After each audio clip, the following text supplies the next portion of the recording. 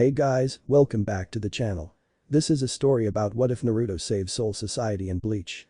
Before I start, please support for more amazing content and do consider subscribing to my channel and share this video with your friends.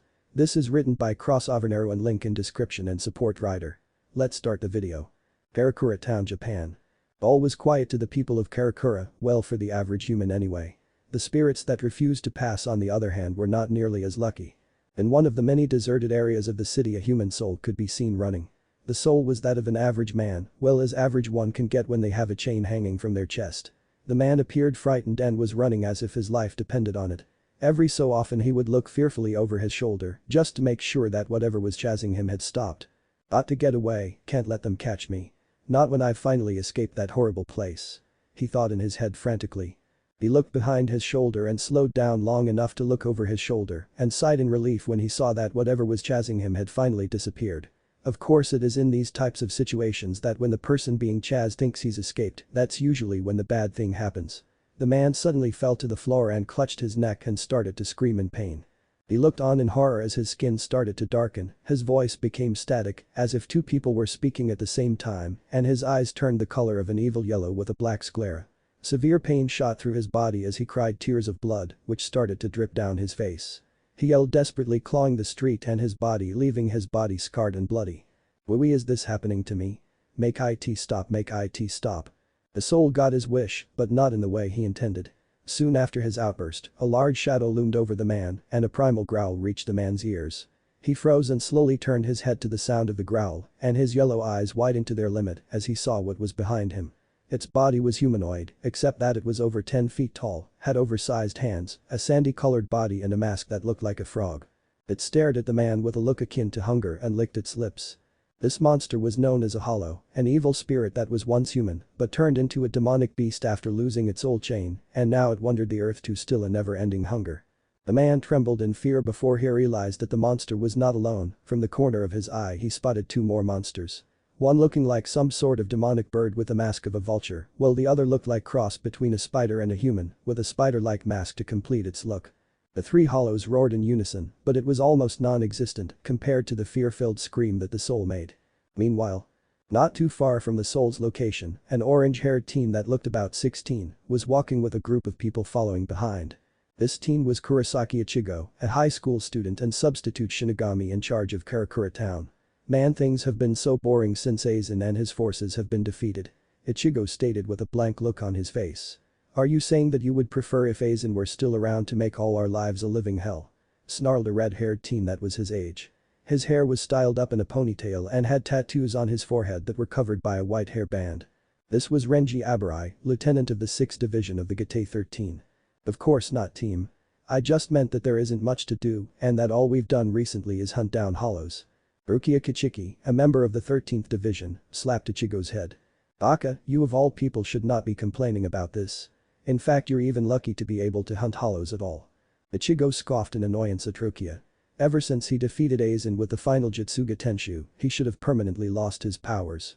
However, quick treatment from Urahara and regular doses of Orihime Santen Kessen allowed him to keep his Shinigami abilities. But he had lost the power he had before performing the final Jutsuga Tenshu. I agree with Rukia, Kurosaki, you really should not test your luck.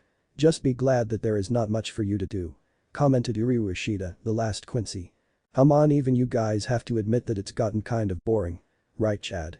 Ichigo replied, asked the giant man standing next to him. Yasutora Sato was quite large for someone in high school and had tanned skin which gave him a rather unique complexion. Was Chad's response. Translation. Not everyone has incredibly high Reiatsu or a low intelligence like you. Stated Uryu, with the other members of the group nodded their heads in agreement. Ichigo looked at them with angry comical expression. Nobody asked you, Ishida.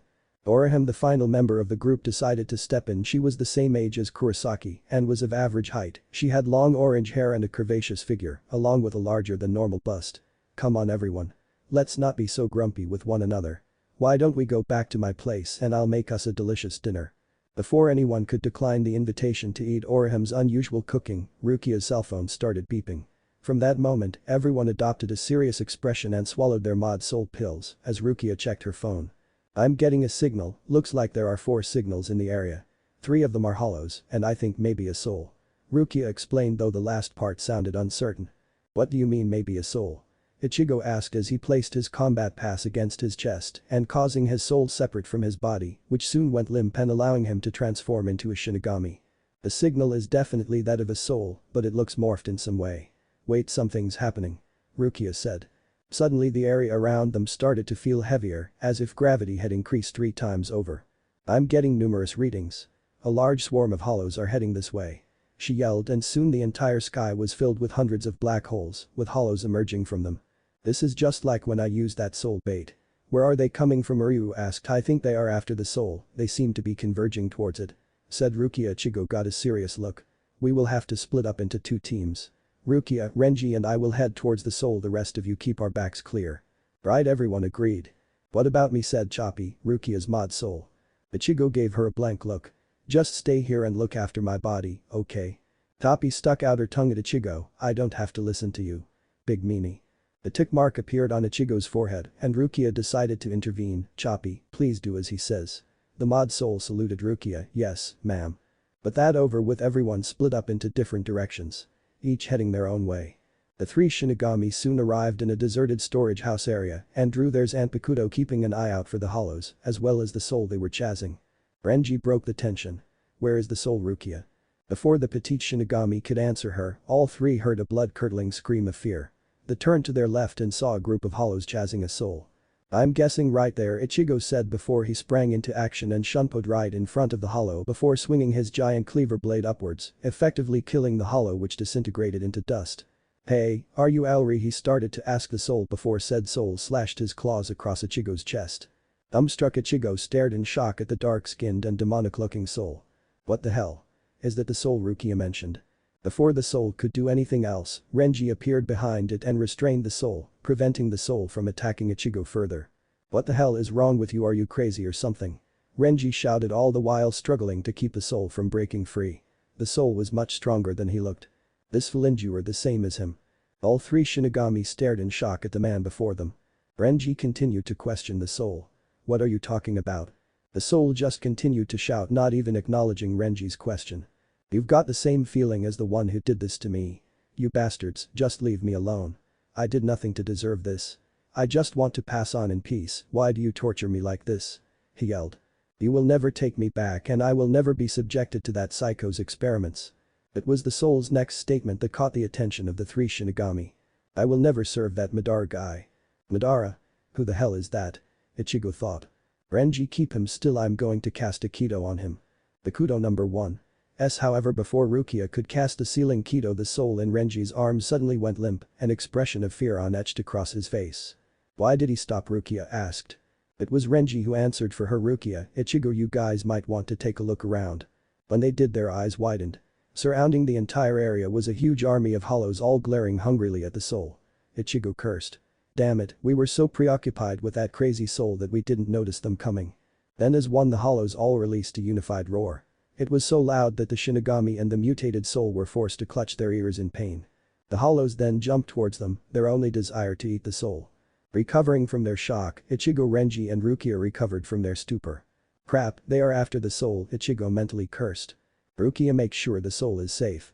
Renji, keep to your side and cut everything that tries to eat you. Baka, don't tell me what to do. The red-haired teen yelled in frustration with a comical look of anger on his face. He then placed his fingers on the flat of his blade and slid them along the blade's length as he shouted his Shikai release roar, Zabumaru. Renji's sword was enveloped in flash of red light as it transformed into his Shikai, a large blade composed of multiple segments, and at the beginning of each segment, parts of the blade protruded outwards, making it look like animal fangs. Just make sure that you stay out of my way or I'll slash you up like one of these hollows. The orange-haired teen smirked before raising his blade to the oncoming swarm of hollows. He gathered his spiritual energy before swinging the giant blade. Take this, Yotsuga Tenshu. For everything in front of Ichigo, the world turned bright blue as an arc of condensed spiritual power burst forth and cut through the swarm of hollows and reducing a large number of them to dust. Ichigo then flash-stepped in front of a hollow and proceeded to slash the creature in half. Another hollow roared and swung its fist at Ichigo, who raised the flat end of his blade and blocked the strike. Flexing his shoulders, he pushed the hollow back before entering the hollow's defenses and raised the sharp end of the blade and performed a vertical diagonal slash, severing the hollow in half. The hollow appeared behind him with the intent bringing both arms down in a hammer motion.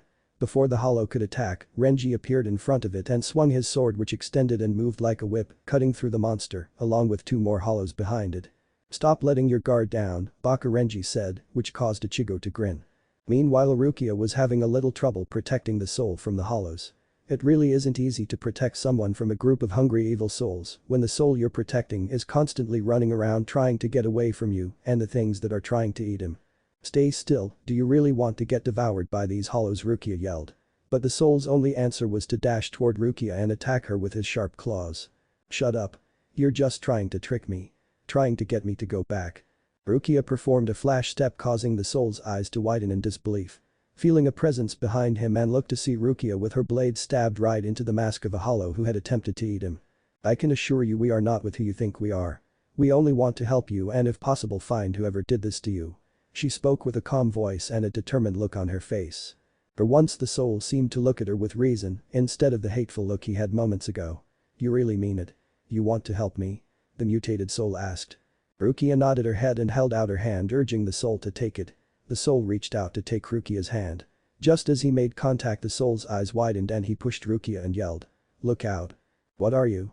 Rukia's eyes widened when she saw the spot she had been standing previously, cracked, and from that spot erupted a hollow with a spider-like mask and an upper human body and the lower half of a spider. The hollow snatched up the soul and proceeded to crush it with its jaws. As the soul screamed Rukia charged forward hoping she could save the soul, but deep down even she knew that the soul would die. Sensing her intentions the soul yelled out his final words. "No, it's no use, I'm a goner. If you really meant what you said, then please help the others. Don't let anyone else suffer the same fate as I did. You have to stop the madmen who did this. Before more people get hurt." The soul let his last smile grace his lips and despite his monstrous appearance, he never felt more human. "Farewell, kind strangers." Rukia, Ichigo and Renji could only stare in horror as the hollow crushed the soul in its jaws and it started to devour it. In a few mouthfuls, the soul was gone in the hollow's gullet. Before any of the 3 Shinigami could do anything something even more terrible happened. Bleach. Unseen enemy theme. The hollow's body began to pulse and a dark aura surrounded it. For a moment all fighting stopped, then the hollow released an incredibly powerful roar that reverberated around the area. They could only watch in horror and profound curiosity as the hollow began to transform right before their eyes. Dark zigzag-like marks started to cover its mask which began stretching becoming larger and longer and the hollow's 8 yellow eyes turned into slits. Its entire body began to grow in size and change in form. Similar marks that were on its face started to cover the entirety of its body, its teeth started to sharpen into points, and soon after its jaws started to elongate outward and pincers grew from the sides. Horns grew all over its mask and back in outward directions, its shoulders and elbows sprouted spikes of white bone, and its claws grew sharper than before. Soon the transformation was completed and the 3 Shinigami could only stare in horror at the transformed hollow before them. The hollow glared at them and roared again sending chills down their spines. "What the hell, this thing's spiritual pressure just went through the roof," said Ichigo. "This creature is nothing more than an average hollow, yet it has the same level of Ryatsu as Amino's Grand." "Ichigo, Rukia, don't let your guard down. Even if it has changed this thing is still a hollow, so keep your guard up," Renji yelled. The 2 other Shinigami shook themselves out of their stupor and resumed a battle stance. The hollow grinned evilly as it vanished in a burst of static, shocking all 3 of them. "Sanito." They all shouted mentally before they instinctively jumped away as the hollow brought its arm down on them. The large shockwave tore through the ground, leaving a 10-foot-long trench. The hollow retracted its arm from the smoke and the 3's surprise grew even more when they saw that the hollow's arm had transformed into an axe-like weapon.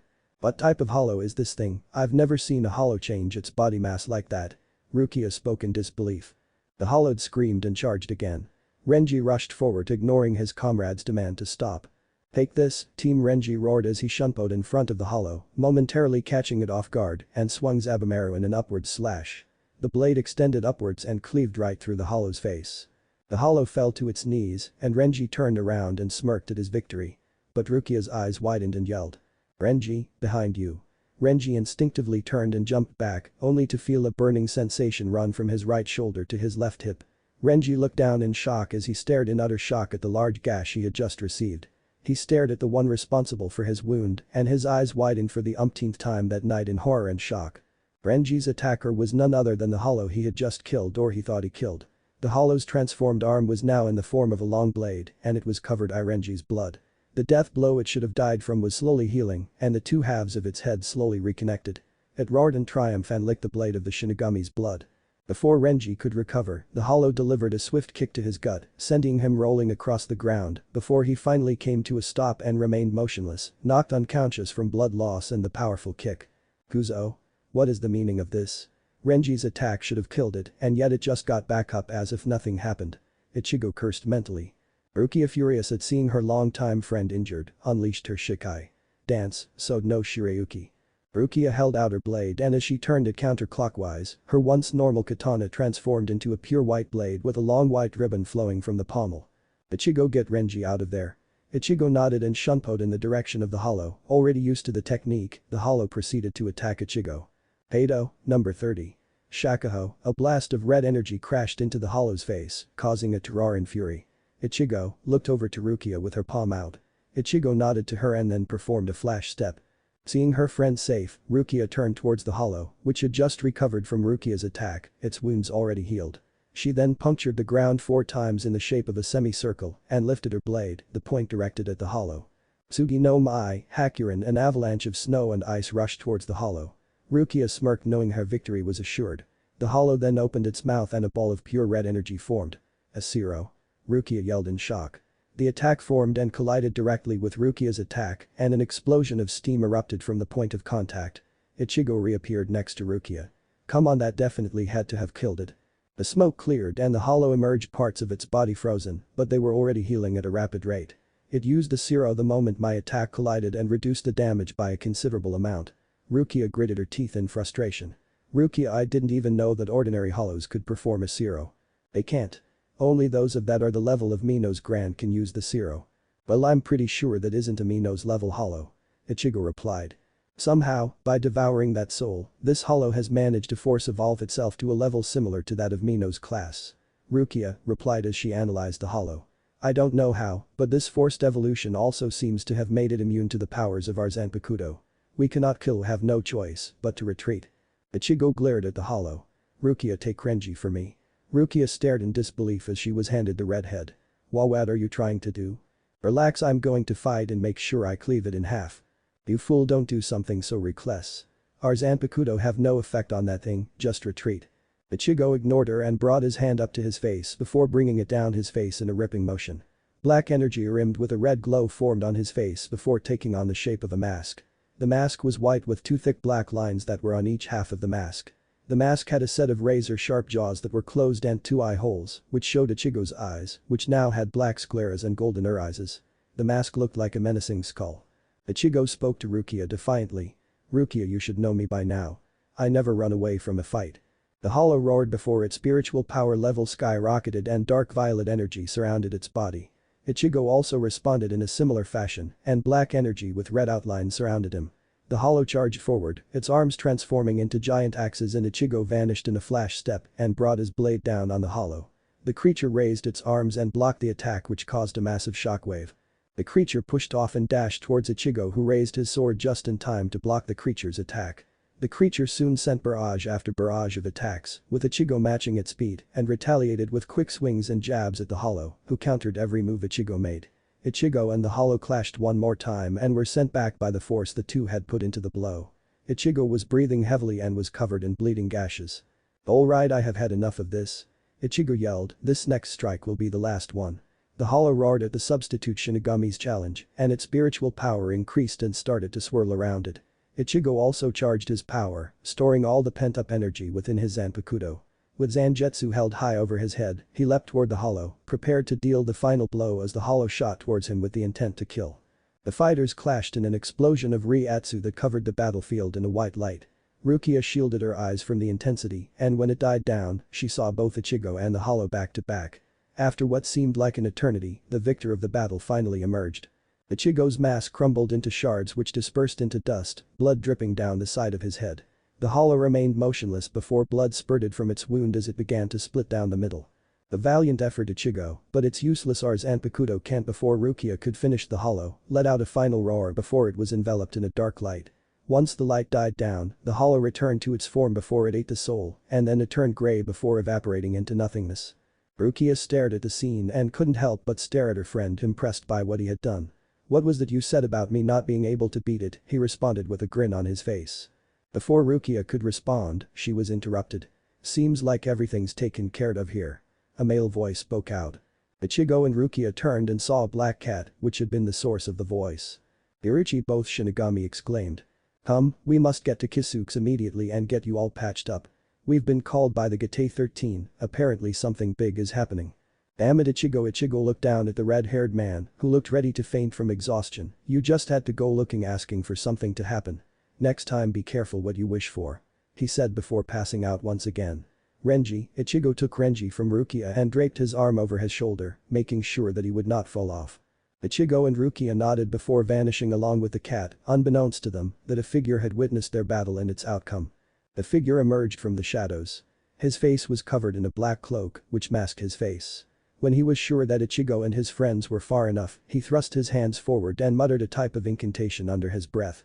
When he finished, a mirror formed out of thin air, showing another man whose face was also hidden. Well, the field test was successful. In fact, the results yielded were much better than anticipated. I see. This means that we can proceed as planned.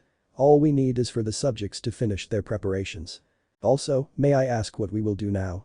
The cloaked figure asked. The Gate 13 will now be aware of our every move. Also, Yamamoto and his captains will not simply stand idly by while we do as we please. Also, that boy Kurosaki Ichigo, he is able to destroy our hollows. Do not take me for an idiot. You let me deal with that old buzzard. As for his captains, they will have their hands full dealing with mutated hollows. As for Kurosaki Ichigo, I have an idea as to why he is capable of destroying the mutated hollows. Aizen purposely withheld this information from us. But I guess that no longer matters. You realize that the others like him will. Please, I've already dealt with the others. Whatever you do next, try not to kill the boy. He is the key to leading them to us. The figure was silent for a while before he sighed. You really enjoy taking risks. But I'm really not one to talk. So I will just have to trust you, Lord Madara. Two pairs of red eyes shone in the darkness. Make sure you don't fail me or you will know a fate worse than death. The man replied with a nod of his head and then cut the connection. So it finally begins. He said, before vanishing into the shadows. Unknown location, spirit world. On a cliff overlooking a vast expanse of forest, a figure in a sand-colored cloak, which fluttered because of the strong winds, was sitting down a piece of stone gazing at the scenery before him. I was wondering where you were. The cloaked figure turned around and saw a man who looked to be in his mid-20s. He had the same type of cloak, but his hood was down, showing his face to the world. He had emerald green eyes surrounded by black markings, pale skin, red hair that went down to his shoulders, and a tattoo was visible above his left eye that had the kanji for love. Is something bothering you? The red-haired man asked. The figure was silent for a long time before he replied back. Do you feel that ominous sensation in the wind? The red-haired man nodded. I do. A storm is fast approaching. The cloaked figure stood up, his hood falling and revealed his face. He appeared to be the same age as the red-haired man, and he had spiky blonde hair that went down to his neck. He had sapphire blue eyes and 3 whiskers like marks on each cheek. His gaze held a sense of authority and power. The kind that was evident in a leader. But if one looked more closely, they could see a hint of sadness. Bara, the blonde addressed the red-haired man. We must go rejoin the others. We will be having company soon. The blonde man responded cryptically. Gara nodded his head in agreement. Understood Naruto. Naruto and Gara then vanished into the wind to go and prepare for the inevitable confrontation that would come knocking on their door. Chapter end. Chapter 2. The Biju Corps. Karakura Town, Kisuke's shop. A couple of hours had passed since Ichigo defeated the evolved mutant hollow. They had arrived at Kisuke's house, where Orihime, Ryu, Kisuke were waiting for them. While Orihime was healing Renji's wounds, Kisuke explained the reason why he called them. Kisuke took out his signature fan and began fanning himself. You've no doubt wondered why I called you here. Ichigo stared at the slightly eccentric man. Is it something to do about that weird hollow we fought? Kisuke answered that matter is related, but no, that wasn't why I called you here. As he said that he snapped his fan closed. Some guests from Soul Society arrived earlier and need to talk to you. The door behind Kisuke opened up and revealed his mystery guests. Standing behind the former captain was a young boy wearing a shihakuso with a white haori draped over his shoulders, signifying his position as a captain of Soul Society. He had silver hair and was short in terms of height, and his zanpakuto was strapped to his waist. Beside him were 2 other shinigami. One was a male who wore a black shihakuso who had a bald head and had his zanpakuto attached to a string that he carried over his shoulder. The other one was a beautiful woman who had long orange blonde hair that reached mid-back, she had a pink scarf around her shoulders and a necklace around her neck, and her most noticeable feature was her incredibly large bust and voluptuous body. These three were Toshiro Hitsugaya, captain of the 10th Division, Ranjiku Matsumoto, lieutenant of the 10th Division and Akaku Madara, 3rd seat of the 11th Division. Ichigo stared at the three allies before him. Toshiro, you're here too. A tick mark appeared over the young captain's forehead. That's Hitsugaya Taichu to you Kurosaki. He spoke through clenched teeth. Orihime smiled and waved to Ranjiku. Hello, Matsumoto-chan. She spoke in a cheerful tone. Orihime, you look as great as ever, Ranjiku replied in respectful manner. Renji, who had recovered thanks to Orihime's healing, slowly stood up and addressed their guests. Hitsugaya Taichu, not to sound disrespectful, but why are you here exactly?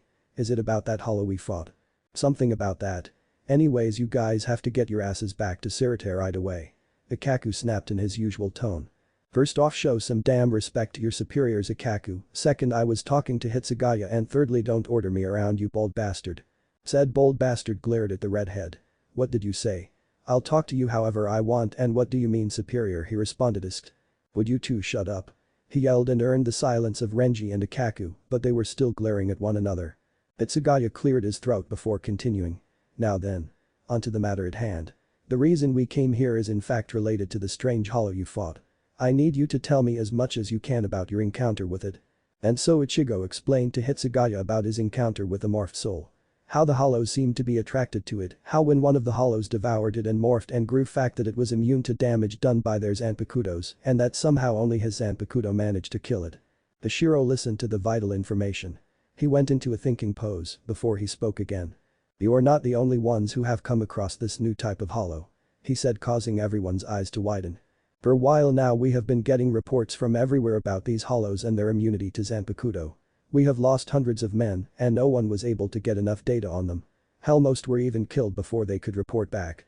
It's only thanks to Mayuri's unique method of surveillance that we have been able to find about these hollows.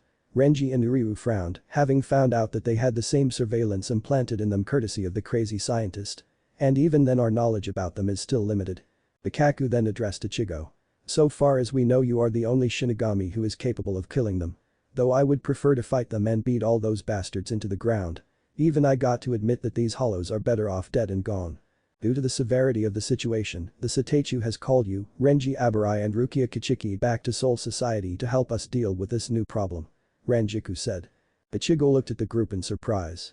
Hold up, I can't just leave, like you said I am the only one with the power to stop these hollows. Leaving Karakura wide open like that is something that I sure as hell can't do.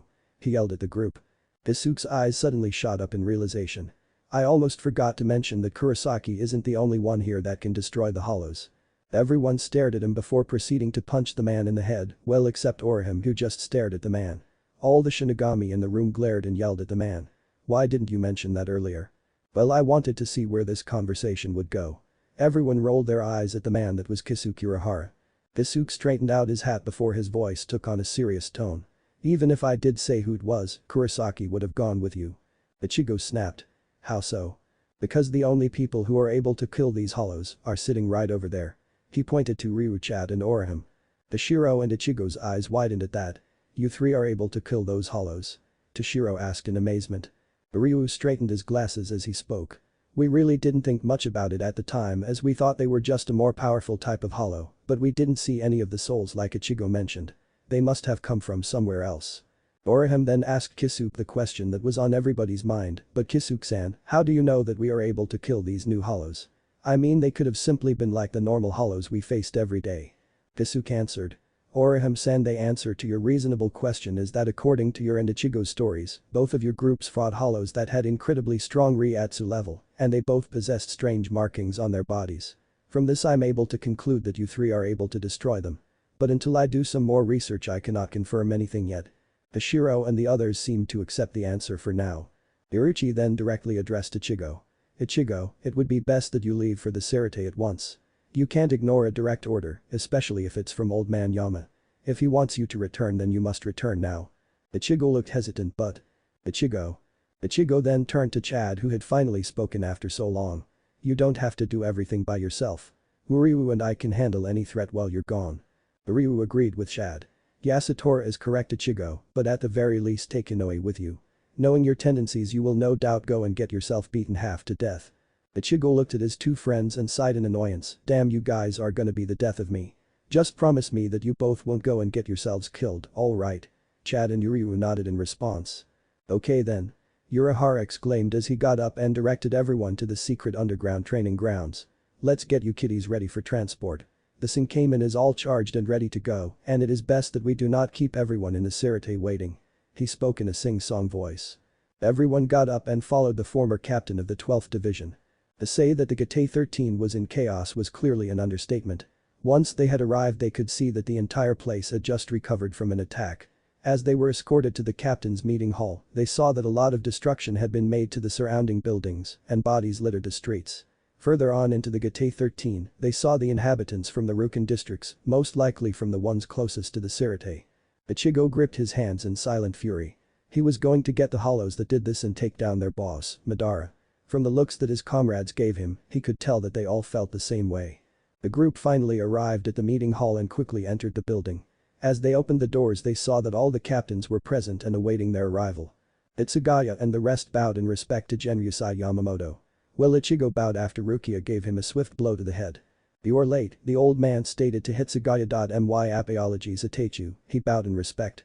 Genryusai sighed, what's done is done, so on to business. We must find a way to deal with these new hollows. Mayuri Kurichuchi soon spoke up, if you manage to get some decent information, instead of fooling around in the world of the living, then please hurry up and share it with us already.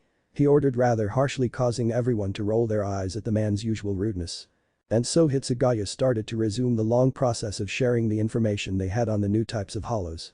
When he was done the captains were all trying to decide what to do with the new information they had been given. If that is all the information you have then you may leave. He told to the group who all bowed in respect. However, just as everyone was preparing to leave Ichigo's eyes suddenly widened. Hold up, there is something else. This got the attention of everyone in the room. Well, we were trying to protect that mutated soul. He said something about someone doing something to him and a bunch of other souls. Byakuya Kichiki spoke up, what type of information did this soul give you, Kurosaki? He didn't give us much, only a name. Ichigo replied. Well then spit it out already boy, what is the name? Mayuri snapped rather impatiently. He said the man's name was Madara. The moment he uttered that name everyone in the room experienced different emotions. Soi Fon, Byakuya, Kamamura, Kenpachi, Mayuri and Ichigo's group all had curious expressions, wondering who Madara was. But Unohana, Yukitake, Shunsui, Yamamoto and oddly enough Ranjiku all had their eyes wide in shock at the mention of the name. Seeing this everyone's curiosity only grew, anything that could surprise even the Satacho was definitely something worth knowing. Madara, that name sounds quite familiar. Shunsui isn't that? Yukitake turned to his old friend who merely nodded his head. I think it is the very same one. What the hell is all this fuss about? Who the heck is this Madara guy and is he strong? Kenpachi Zaraki asked for the first time during the whole conversation, most likely because of the mention of someone who was supposedly strong. It was Unohana who answered his question. Madara is a very powerful and dangerous enemy. She said with a frown on her face. Soi Fon added her own 2 cents to the conversation, Satachu give me the order and I will have the stealth force, along with myself, hunt down this Madara. Yamamoto had his eyes closed in deep thought ever since Madara's name was mentioned. After a while he opened his eyes and answered the captain of the 2nd Division. No, that will not be necessary. Madara is too powerful an enemy and you have little to no information about him whatsoever. Then how do you propose we go about dealing with him?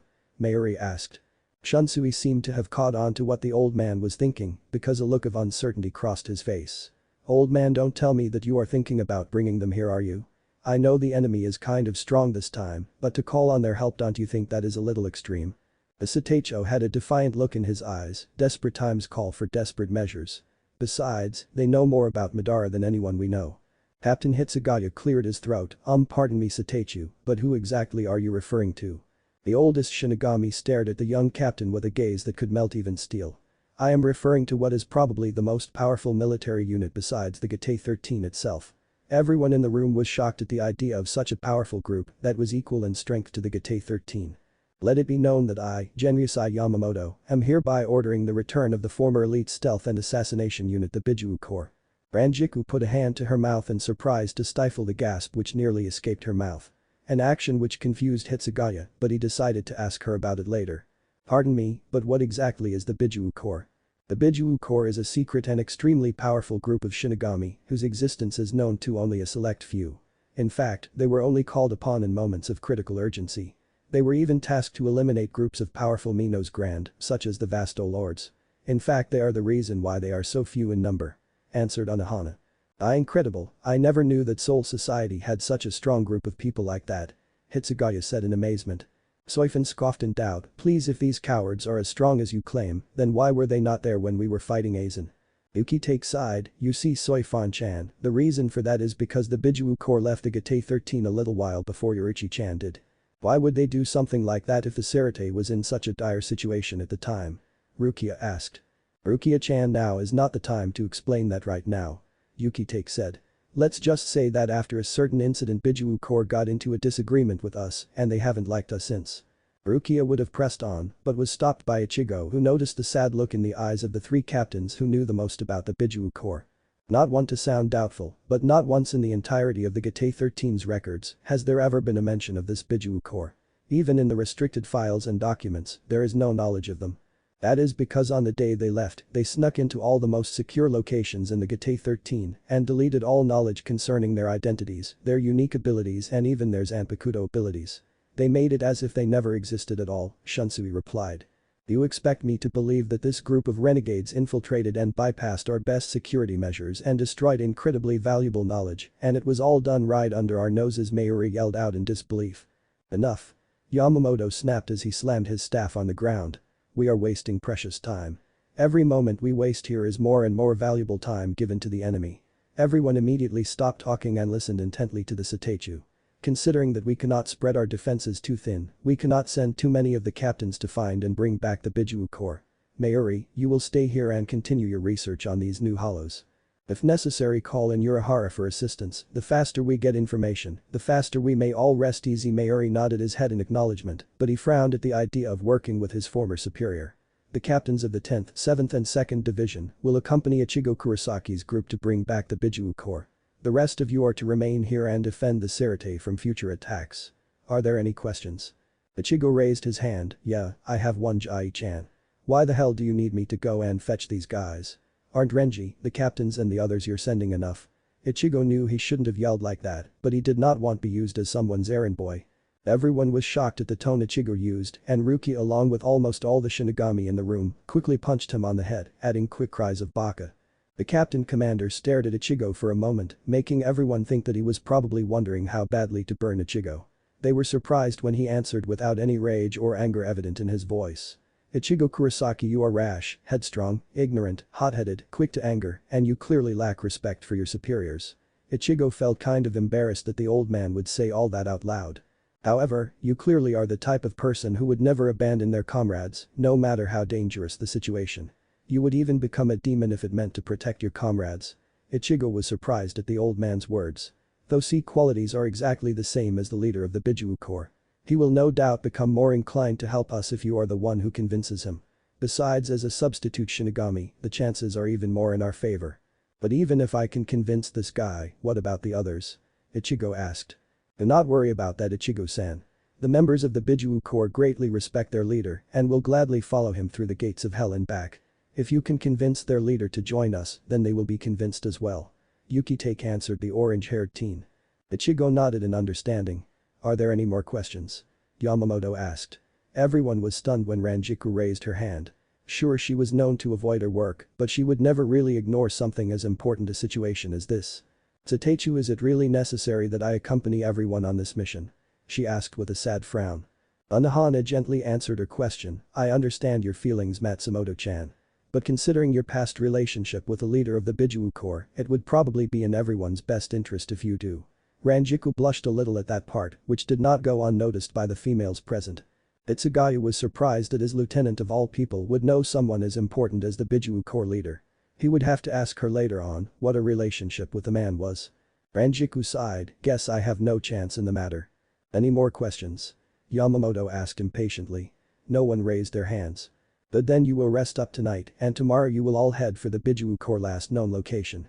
The Gisei no Tani, with that matter over with, Genyusai slammed his staff on the ground and put an end to the meeting. Hot Springs. Ranjiku Matsumoto sighed in relief as she let all of her stress just melt away in the hot springs of Soul Society. She let the warm waters embrace her voluptuous body and eased her tense muscles while drinking some good quality sake. Her cheeks blushing red from the amount she had been drinking. However, it seemed the arrival of some new guests was about to bring all of her stress back. "Are you alright, Matsumoto-chan?" Matsumoto blinked as she turned around and spit out all the sake she was drinking in surprise when she saw that Rukia, Orihime and Soi Fon were in the springs with her. "Inoue, you scared me for a moment. Exactly how long have you been here?" Ranjiku asked, all flustered. "We've been here for the last couple of minutes, Fukatechu." Soi Fon answered abruptly, with Rukia nodding in agreement, though both had unconsciously crossed their arms over their chests in embarrassment. Feeling slightly self-conscious about the size of their assets in the presence of the busty beauties. A sly grin made its way to Ranjiku's face. "Oh, I get it, you brought Rukia-chan and Soi Fon Taichu, so you can all learn my secrets to seducing men, right?" She ended the last part with an extension due to her drunken state. Immediately all three women blushed with their faces turning red. "Ooh, of course not." They all screamed. A curious and slightly ditzy look made its way to Ranjiku's face. "Huh. Then why did you three come here then?" Rukia and Orihime were trying their best to come up with the right question to ask for such a delicate situation, but Soi Fon blurted it out, "We want to know what your connection to the leader of the Biju Corps is." The effect was instantaneous. All at once Ranjiku's emotions did a complete 180 as her joking smile was replaced with a look of shock and quickly replaced by sadness. All three girls noticed the rather hurt expression on the women's face. Ranjiku turned away from the other women and rose to her full height. Just when it seemed like she wouldn't answer, "Ranjiku," she uttered, "we had an extremely consensual relationship, alright?" she said, blushing heavily. Ranjiku then got out of the springs and quickly wrapped herself up in a towel before entering the barracks and closing the door rather harshly behind her. "An extremely consensual relationship." Soi Fon repeated, "Did you see how much Ranjiku-chan was bushing?" Orihime said. "I have never seen Ranjiku-chan so private of her personal life. Normally she would enjoy rubbing something like that in our faces, but she seemed quite embarrassed. I wonder what kind of person that man was for Ranjiku to feel so private." As multiple perverted thoughts went through their heads, all three women were blushing so much that their entire upper bodies were red. Whether it was from the heat of the hot spring or the heat from their bodies was not known. Orihime asked the other women, "Do either of you suddenly feel ashamed and embarrassed?" Rukia and Soi Fon answered by sinking into the water, leaving their heads barely visible, causing the orange-haired girl to sweat drop. Meanwhile, as Ranjiku left the girls' section of the hot springs, she passed by Hitsugaya, who had been patiently waiting. "Matsumoto, how are you this evening?" She let a big sigh. "Not bad, Taichu, is there something you need?" "Yes, there is actually. I was wondering if you could tell me what your connection to the Biju Corps." Before Hitsugaya could even finish his sentence, he was grabbed and lifted off the floor and soon came face to face with Ranjiku, who had a very angry expression on her face, causing him to sweat in fear. "Haven't you ever learned that it's rude to ask someone a personal question, you little brat?" she yelled. She dropped him rather harshly and then stomped her way towards the door and closed it with so much force that the sliding door's handle was smashed to splinters. Hitsugaya could only stare in bafflement at the direction his lieutenant had left, and for the first time in his life, he finally understood why men feared women so much. Hot springs, men's section. While Ichigo, Renji, Ikaku were relaxing in the hot springs, they were slightly startled when loud shouting came from the barracks, followed by a huge bang. Not long after, Hitsugaya came out and entered the hot springs. He looked up and glared at them, "Not one word," he said in a deadly whisper. They were all suddenly startled by the voice of a newcomer. "Come on, Toshiro, it's normal to get chewed out by women once in a while. Think of this as a new step for you in your experience with dealing with women." "Hiraku?" Toshiro yelled in surprise. The older man was relaxing with them in the hot springs, drinking from a sake gourd. "What the hell are you doing here?" Ichigo asked rather bluntly.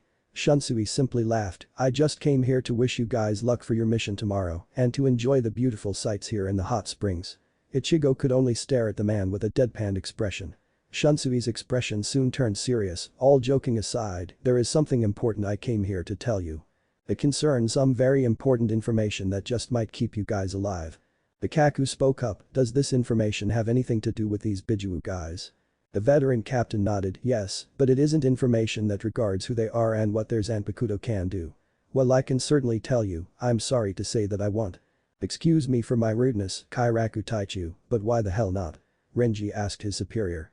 He took another sip of sake before answering, "Cause with the Biju Corps already not liking us as it is, I figured giving you sensitive intel wouldn't really help you guys in gaining their trust.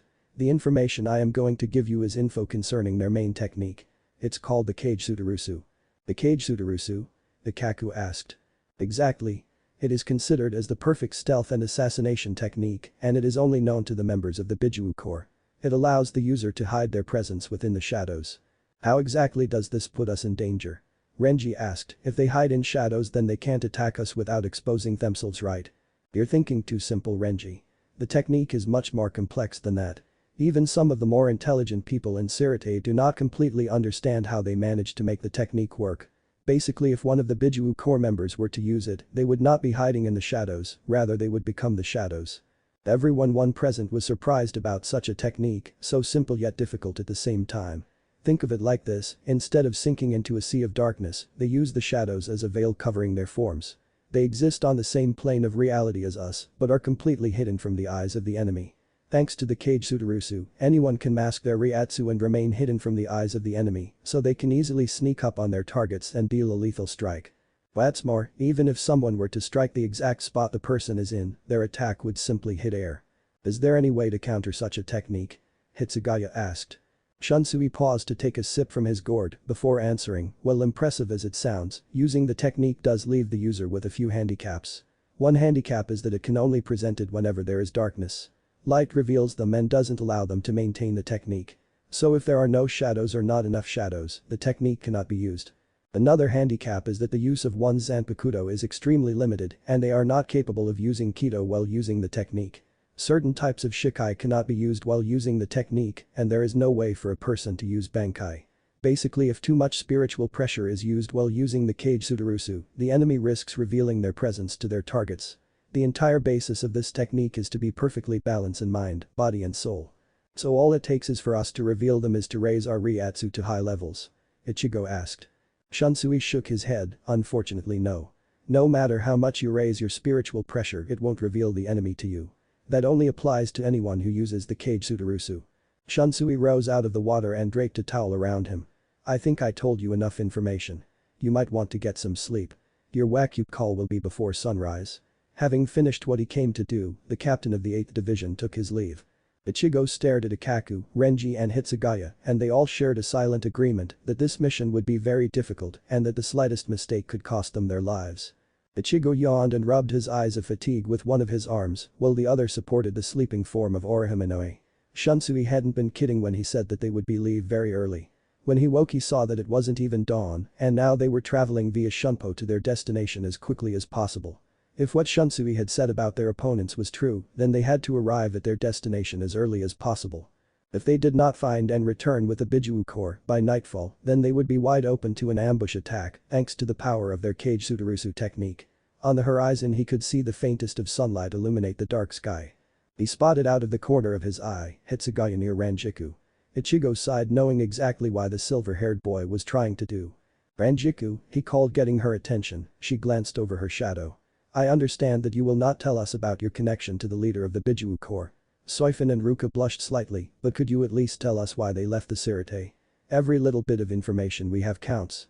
Ranjiku was silent for a while before she answered him. It happened a long time ago, around the time Kisuke Urahara was made captain. The Gate 13 had asked a Biju Corps to investigate about a possible coup d'etat that was brewing within the Central 46. 2 members took up the mission, but they were discovered after having their identities revealed by an anonymous source. After they were discovered they were killed. Ranjiku looked on with a sorrowful look, but she continued with her story. While most people would have moved on, the Biju Corps didn't. To one another they were not just simply soldiers, they were brothers in arms who had literally been through hell together. The thought of losing either one of their teammates was a devastating blow. They were angry and blamed the Gate 13 for what happened, claiming that they did not try their hardest in saving their comrades. So they left and wiped all information concerning their existence. HMPH, true assassins would never be fazed by something as small as that. They should have simply moved on. Soi Fon replied with an apathetic tone. Amamura reprimanded her, Soi Fon, you should not say such things about those who you know nothing about. Especially those who hold such strong bonds of camaraderie. Besides, you are one to talk concerning your relationship with Yuruchi-san. As I remember you were devastated by her leaving. Soi Fon looked like she was about to argue before Hitsugaya and Ederband, enough both of you, this is not time to be arguing amongst ourselves, he snapped before resuming conversation with his lieutenant. Matsumoto, I sense you are still withholding something from us. Ichigo, with all due respect, Ranjiku stopped speaking when she noticed something in the distance. Immediately her eyes steeled. We are here. She stopped in her movements as the sun was beginning to rise, the others following suit. As the sun rose, more and more light illuminated the scenery before them. Ichigo noticed that before them stood two spires that rose up into the sky before curving like horns. As the sun rose, everyone's eyes widened in shock at what they saw. Most of them were dumbstruck. Some were horrified while some simply frowned at the sight before them. Ranjiku broke the tense silence. Before one of you asked why this place was called the Jinei no Tani, correct? In the past Central 46 would send small forces to find and bring back the Biju Corps in order to condemn them as traitors, and they always told them to bring them back by force. After a while they put these up in order to send a warning to the members of Central 46, and eventually they stopped sending people altogether.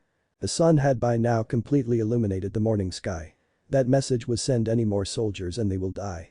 Before the entire group, hanging from the curved spires was a large mass of skeletons. Skeletons, wearing the familiar shihakusho that was worn by all Shinigami, were being suspended with ropes that were tied around their necks in a fashion similar to that of a person being hanged. Crows and other forms of carrion bird circled and landed on some of them. At the ground beneath the spires was a large mass collection of rusty and broken zanpakuto that no doubt belonged to the victims above. "Welcome to the Valley of Sacrifice," she announced. Meanwhile, a group of 7 people were amassed beneath the shadows of the trees, sitting in a type of meditative position. Then, as if they were all synchronized, they opened their eyes and stood up, picking up the sheathed swords that lay next to them. The smallest figure spoke up. "Do you all sense that? It appears we have company." The figure next to him, a woman, replied, "So the Gate 13 decides to send us more of their dogs for us to put down, huh?" The tallest member of the group said, "Damn, them fools are too uptight, sending people who just want to fight," he said in a sing-song voice, moving his arms in a rhythmic movement that mimicked his tone. "I at least hope that this time they at least sent someone who can put up a good fight. All these years of dealing with weak Shinigami and sparring with all of you has left me feeling extremely bored, and at my age that isn't a good thing." Another figure spoke in a rough voice.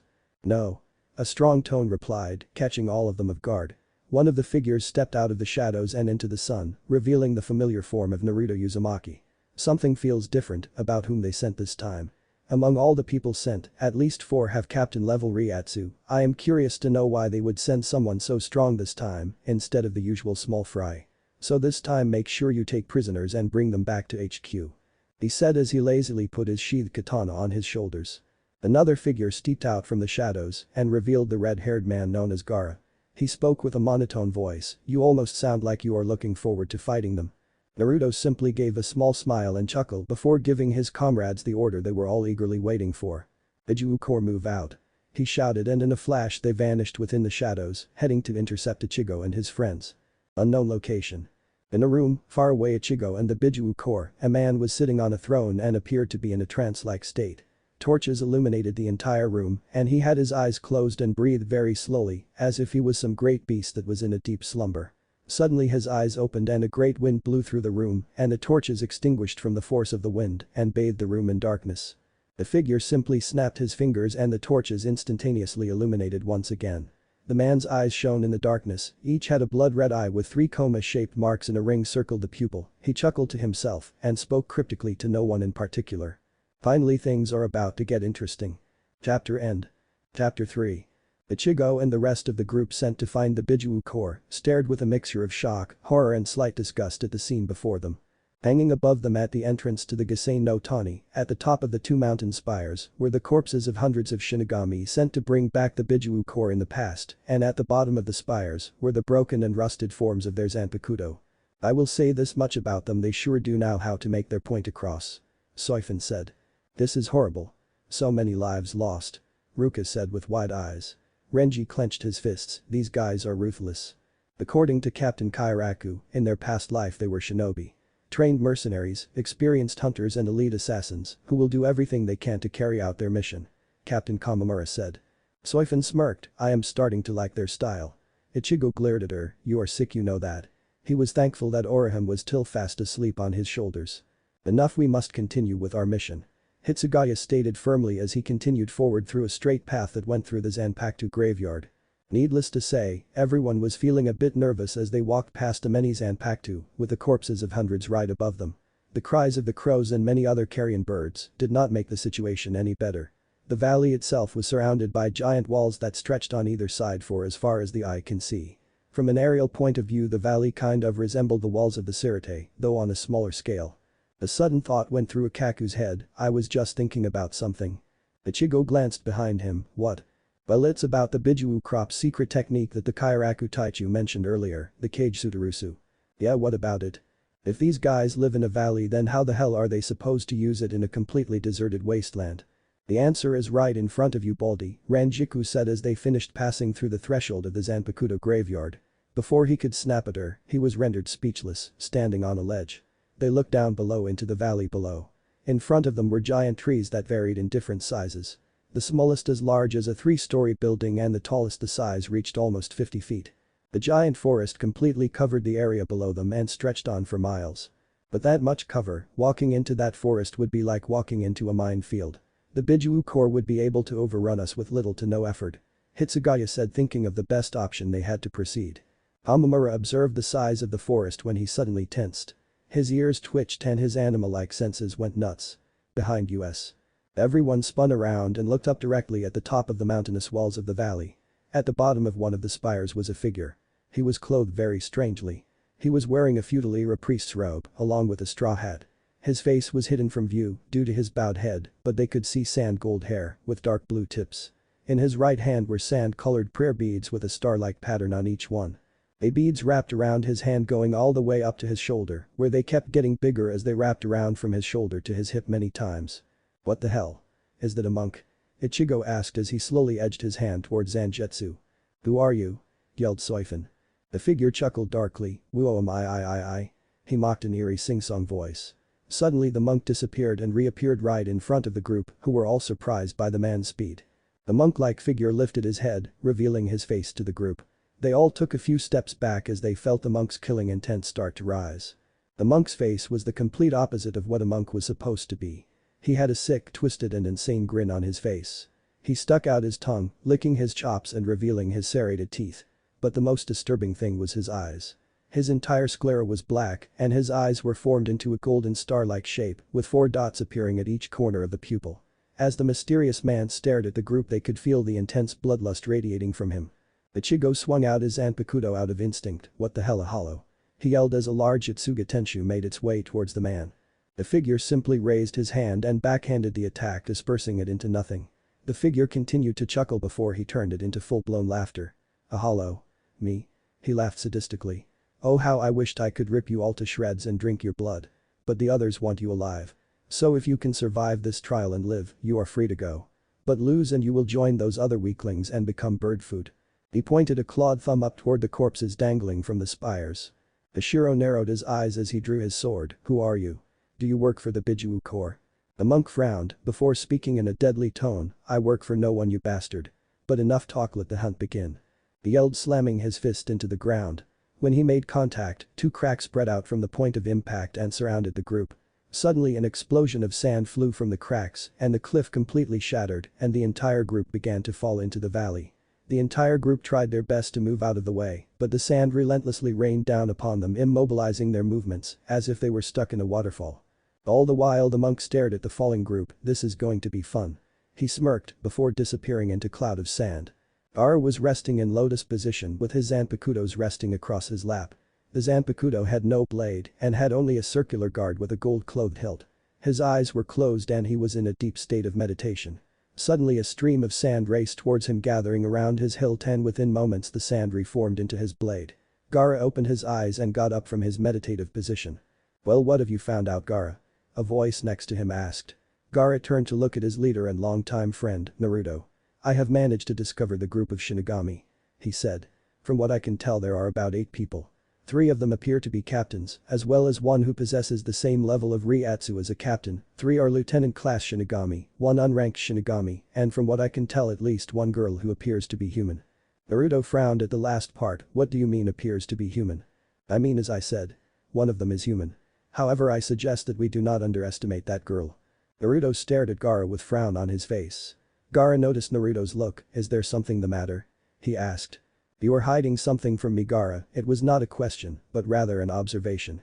Gaara's expression remained neutral, before sighing at being caught by the man who knew him all too well. It concerns one of the lieutenant-class Shinigami. He said. What about this lieutenant? The blonde asked. Naruto, the lieutenant is Ranjiku Matsumoto.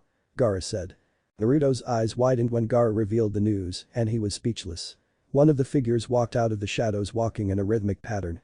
He was dark-skinned, exceptionally tall and possessed a well-muscled build. He had on his cheek a tattoo of a bull's horn, he had the kanji for iron on his shoulder, and a bandana covered his head, which kept his slick-back white hair in place. He was wearing a white and grey, sleeveless armor, and open-toed blue sandals. This man was called Killer Bee, the former Jinchuriki of the eight-tailed Biju, Jaiuki. Some broad named Ranjiku Matsumoto. That name sounds familiar, yo. He rhymed, causing all those present to sigh. Suddenly Bee's face lit up. Hold on, that name is coming back to me, of that particular chick. See. If my mind does not deceive me, then she must be the girl that made Naruto so happy, because she had a body that was so damn sexy. He never got to finish his rap as he was punched in the face by an angry Naruto. Bee was in now the ground, having been hit so hard that an imprint was formed into the ground. Naruto stood behind him, his fist smoking and a tick mark present on his face. Shut the hell up, Bee. Don't ever talk that way about Ranjiku-chan, ever. He yelled, his eyes completely white and pointing his finger at Bee. Bee waved his arms shakily through the air. Got it, Naruto, I won't be stupid no mo. I'll avoid mentioning her again, yo. He finished before his arms collapsed and he groaned in pain. But still, Ranjiku-chan is here. That brings back so many happy memories to all of us. You especially, Naruto-kun. A feminine figure spoke from behind him. From the shadows emerged a female. She was around 28 years of age. She had a slender body with an ergless figure. She wore similar battle armor over her body and a brown traveling cloak that Naruto, Gaara and Killer Bee seemed to have. She had brown eyes and long blonde hair that was tied in a braid that went down the length of her back, stopping at her waist.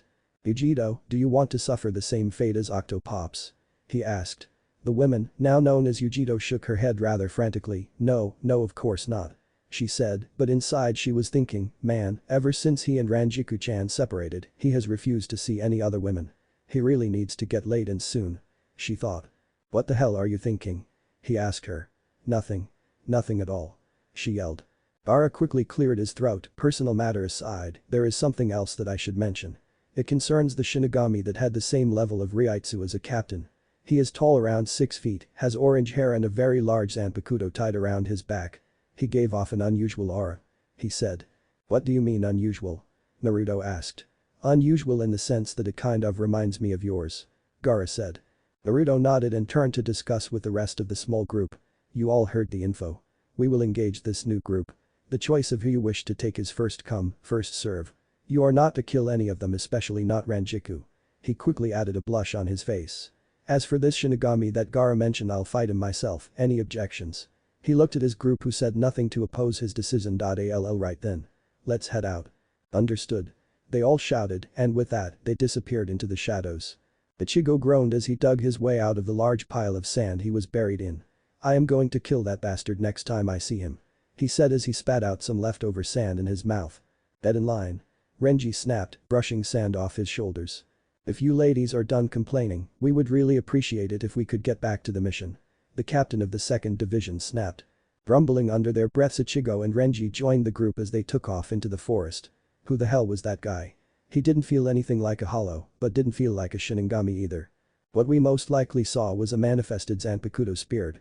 Probably belonging to one of the members of one of the Biju Corps. Captain Kamamura said. Itsugaya unconsciously moved his hand on the hilt of his blade. If that is the case, they are already aware of our presence here and are most likely observing our every move. Ichigo and the others couldn't help but glance nervously around them, expecting someone to burst forth from the surrounding trees and stab them. Ichigo suddenly tensed as his sixth sense suddenly started going crazy. Instinctively he brought his blade up to defend himself, only to widen his eyes in surprise as he was sent flying back by an invisible force. They're here. He shouted to the group, and everyone was soon assaulted by invisible attackers. They all pulled out their Zanpakuto or were either trying to dodge the invisible enemy which weaved through their ranks like the wind.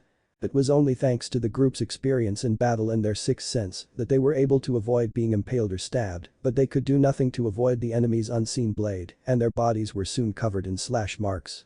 The group could only defend against the incoming strikes, unable to fight back against their unseen opponents. Soi Fon narrowed her eyes as her sixth sense went crazy, alerting her to the presence of some next to her. I've got you. She thought. Imagine her surprise when she felt her Zanpakuto pass right through where her opponent was hidden. She quickly brought her Zanpakuto up and blocked a jab to her face. Everyone destroy the trees. If we get rid of what makes these shadows, then the enemy will be unable to perform their technique. Hitsugaya shouted. Reign over the frosted heavens. Hi-oh, he was interrupted as he felt someone kick him in the stomach, releasing the air in his lungs, and then slammed face fist into the trunk of a tree as he was kicked from behind. Ichigo and the other Shinigami tried to release their Zanpakuto or at the very least strike down their opponents with a Kido, but the enemy were quick and prevented them from carrying out their plan. Hitsugaya cursed under his breath, Kuzo, this is getting us nowhere. I was hoping to avoid doing this, but it seems that we do not have much of a choice. Everyone. Hitsugaya shouted as he felt someone slash across his hip, split up. He ordered. As soon as the order was carried out, everyone took off in a different direction, each one being followed by a different opponent. Ichigo rushed through the forest, remembering what Hitsugaya told them earlier. Flashback. They traveled through the forest at breakneck speeds, their only form of light was the faint glow of the sun rising over the horizon. Listen up all of you. Soi Fon snapped. As we enter the valley it is more than likely that this Biju Corps will have planned some form of ambush, and if that happens, we must find an effective way to counter their movements. According to the information provided by Kairaku, the enemy will no doubt have some form of cover that keeps them bathed in shadows, and that will not leave us with much of an attack plan if we cannot land a hit on them. Our only hope is to find a way to force them to show themselves. Explained Captain Kamamura. Why not just destroy whatever is causing the shadows? Without any cover the enemy won't be able to use their Kage Sudarusu technique. Hitsugaya shook his head, such an idea would never be so easy, considering our opponent's level of skill. They are fast, precise and invisible to the naked eye, they will no doubt use their teamwork to prevent any of us from destroying their cover. Then how do you suggest we proceed, Captain Hitsugaya? Rukia asked. One of the few things we do know about the enemy is that they are 7 in number, so we will use that to our advantage. We won't be able to overpower them as a team, but if we can lure them away from each other, we'll be able to pick them off one by one. Ichigo finished for him. Correct, Hitsugaya nodded, if anything happens then we will meet as soon as we can at the entrance of the valley. Seems my idea to split up worked. Each one of us should have at least one member of the Biju Corps tailing us. The only question that remains are which team will defeat the other first. Hitsugaya rushed through the forest, jumping from tree to tree as each one fell to the ground, cut clean through by a blade. As he landed on a branch he was unable to stop a kick straight to his hip. He gasped in pain as he felt the force of the hit put unneeded stress on his shallow wound. I think this is far enough. Hitsugaya said as he unsheathed his Zanpakuto. Reign over the frosted heavens, Hyorinmaru. As soon as his blade's name was uttered an immense snowstorm came to life around him. When the storm finally settled, the small area he had created completely lacked trees and was replaced by ice and snow.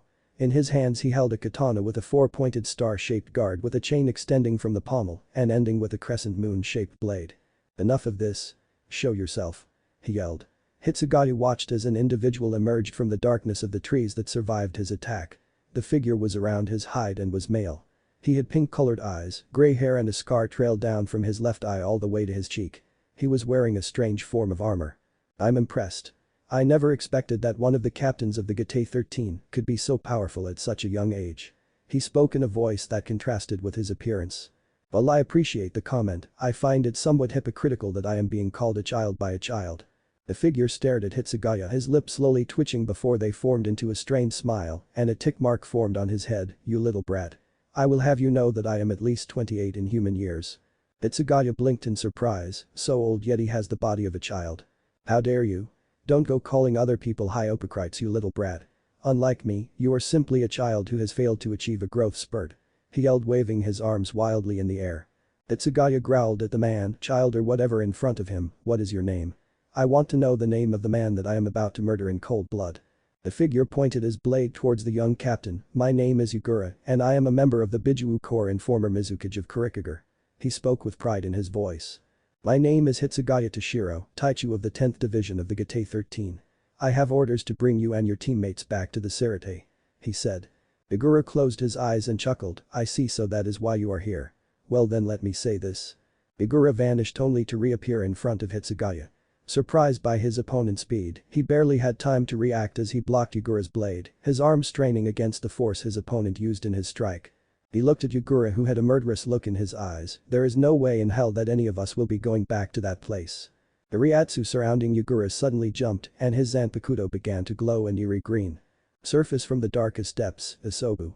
Hitsugaya was overrun as Yugura's Zanpakuto transformed and expanded as a giant blast of water sent him flying back. Hitsugaya was thrown through the snow and coughed out from within his lungs the stray water that had managed to enter his system. He looked up as the water dispersed to reveal Yugura's Shikai. Instead of wielding one Zanpakuto he was now wielding two. In both of his hands he wielded hook swords with two very sharp tips. The blade on his left had a red hilt, while the blade on his right had a blue hilt. The only similarities between the blades were that they both had a triangular guard, they each had the symbol of Mizugakure on the pommel, and they were both attached to chains which were in turn attached to Yugura's wrists. Yugura charged Hitsugaya and threw his left blade at him.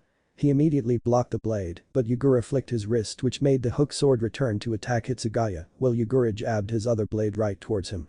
Hitsuge quickly threw his own chain at the oncoming above head blade, twisting around the sword and deviating it from his head. Hitsugaya then quickly used his blade to block Yugura's. Yugura pulled his arm back, his sword's hook latching onto Hyorinmaru, and he jumped over Hitsugaya and with surprising strength, he flipped him over his shoulders slamming him into the ground. Before he could recover he grabbed the chain connected with his other blade and spun around in a circle, dragging Hitsugaya with it. The chains finally separated. Hitsugaya skidded away. He then shunpo to Yugura and brought his blade down with him, a stream of ice following him. Yugura swung his right blade just before the blade made contact and he stopped his strike by creating a shield of solid ice. He then swung his left blade at him which Hitsugaya blocked. He immediately began to apply his power to his blade, resulting in Yugura's blade freezing over and creating a gust of cold air. Yugura smirked as he too began to pour his power into his blade. Hitsugaya was dumbfounded as the frost on Yugura's blade vanished and he felt the blade's temperature start to rise. With a loud cry Yugura pushed him back, the cold winds vanishing and replaced by a cloud of steam. Both fighters separated and landed a fair distance from one another. The two Shinigami stared at one another, thinking the exact same thing. Their opponent was incredibly strong. This would probably be one of the toughest battles that either of them has ever faced. Hold still, Renji shouted as he sent a released Zabumaru towards his opponent, who was now visible after he destroyed the trees surrounding him. His opponent dodged with amazing agility. He backflipped into the air before landing on a tree branch. "You're not half bad, kid. It is times like these when I envy the youth of you youngsters," he said. He was an old man in terms of appearance and looked like he was in his mid-60s. He had red hair tied up into a ponytail with a crown-like helmet on his head and he had a wild scraggy red beard. His Zanpakuto was in his hands, designed with a diamond-shaped guard with reddish-purple cloth on the hilt. "What's your name, boy?" he asked as if Renji weren't attacking him. Renji never took his sight off of the man before him. "My name is Renji Abarai, Fukatechu of the 6th Division of the Gate 13. The man's eyebrows rose and he whistled. "Fukatechu, huh? That's impressive for one your age, though your Riatsu otherwise would suggest you are a captain," he complimented. "By the way, my name is Rashi. Your flattery isn't going to stop me from completing my mission, Rashi," Renji said with a serious face, though he appeared less tense and slowly eased out of the attack stance he was in. "What exactly is your mission?" Rashi asked. Renji raised and pointed his blade at him.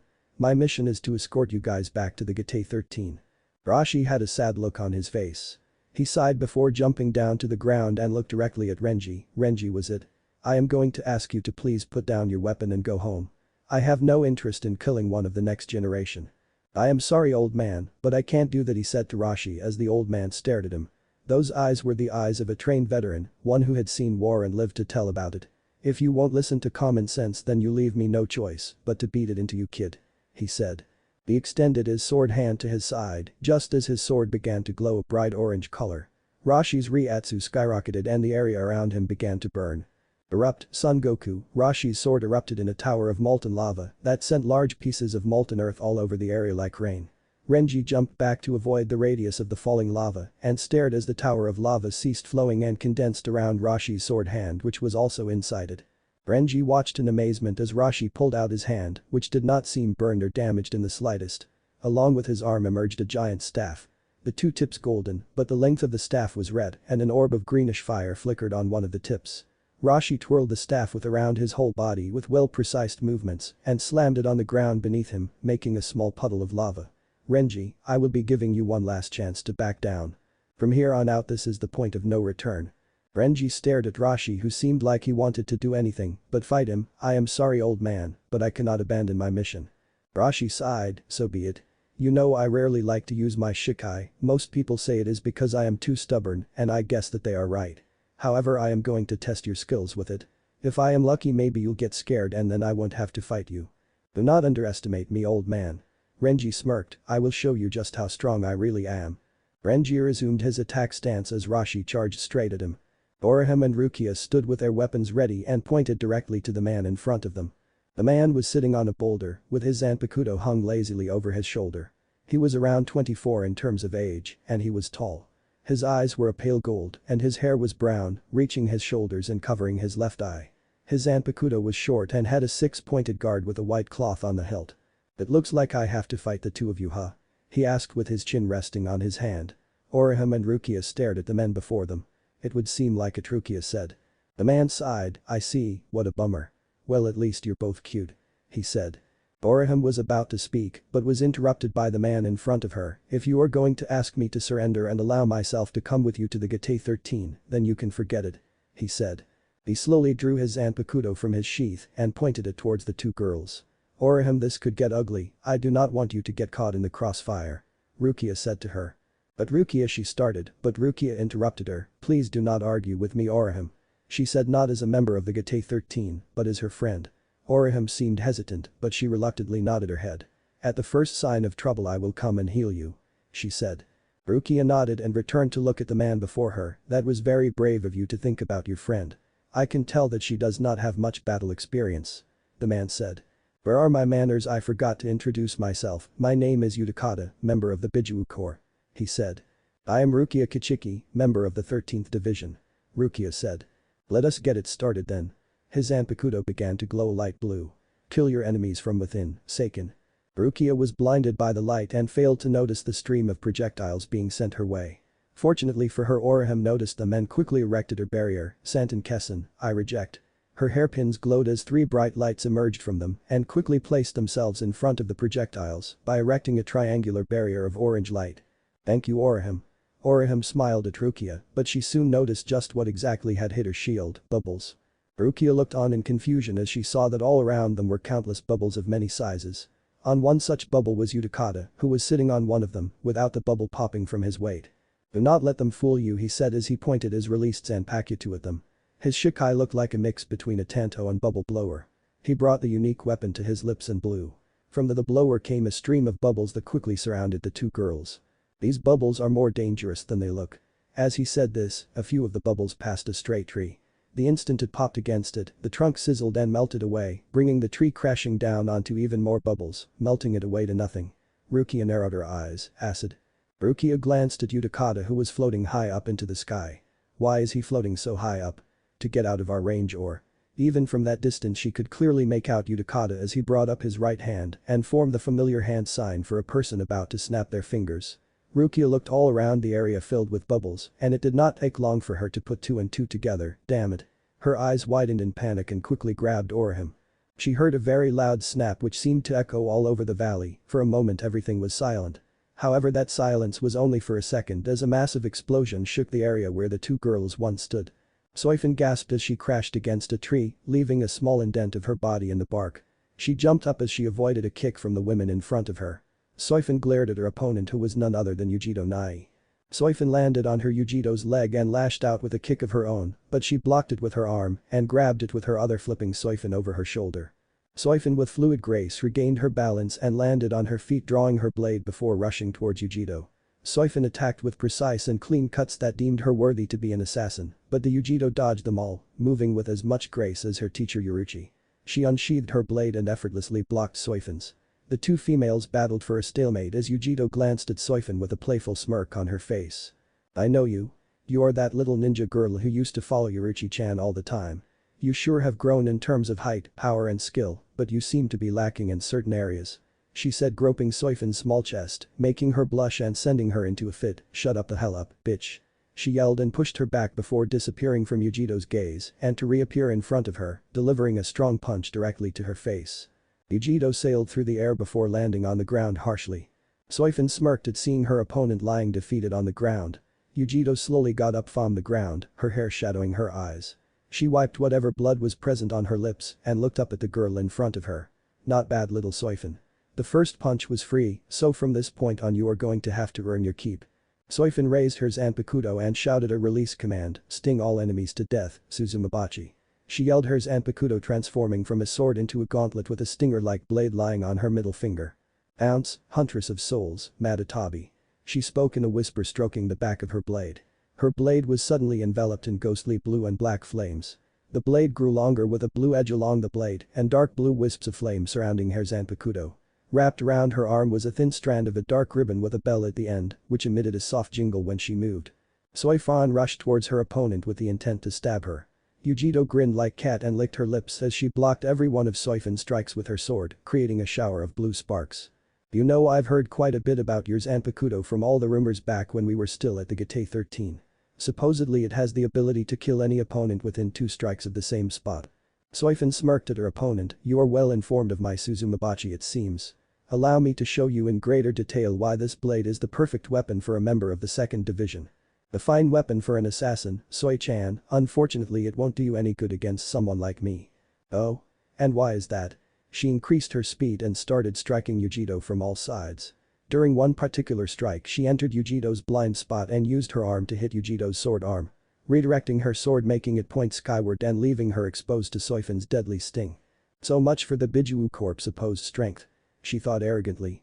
"Your arrogance will be your undoing," Yujito said the moment Soi Fon's zanpakuto plunged into her abdomen. However, Soi Fon's eyes went wide in shock as her blade suddenly passed through Yujito's stomach, encountering no resistance, and her entire body followed after as she stumbled through the women. She quickly got back to her feet and stared wide-eyed at the former shinobi. "Before you ask me why it was that your blade would not be able to hit me." She turned around and faced the petite women. "Well, now you have your answer." She lifted her head and glared at Soi Fon with 2 differently colored eyes, one green and the other yellow.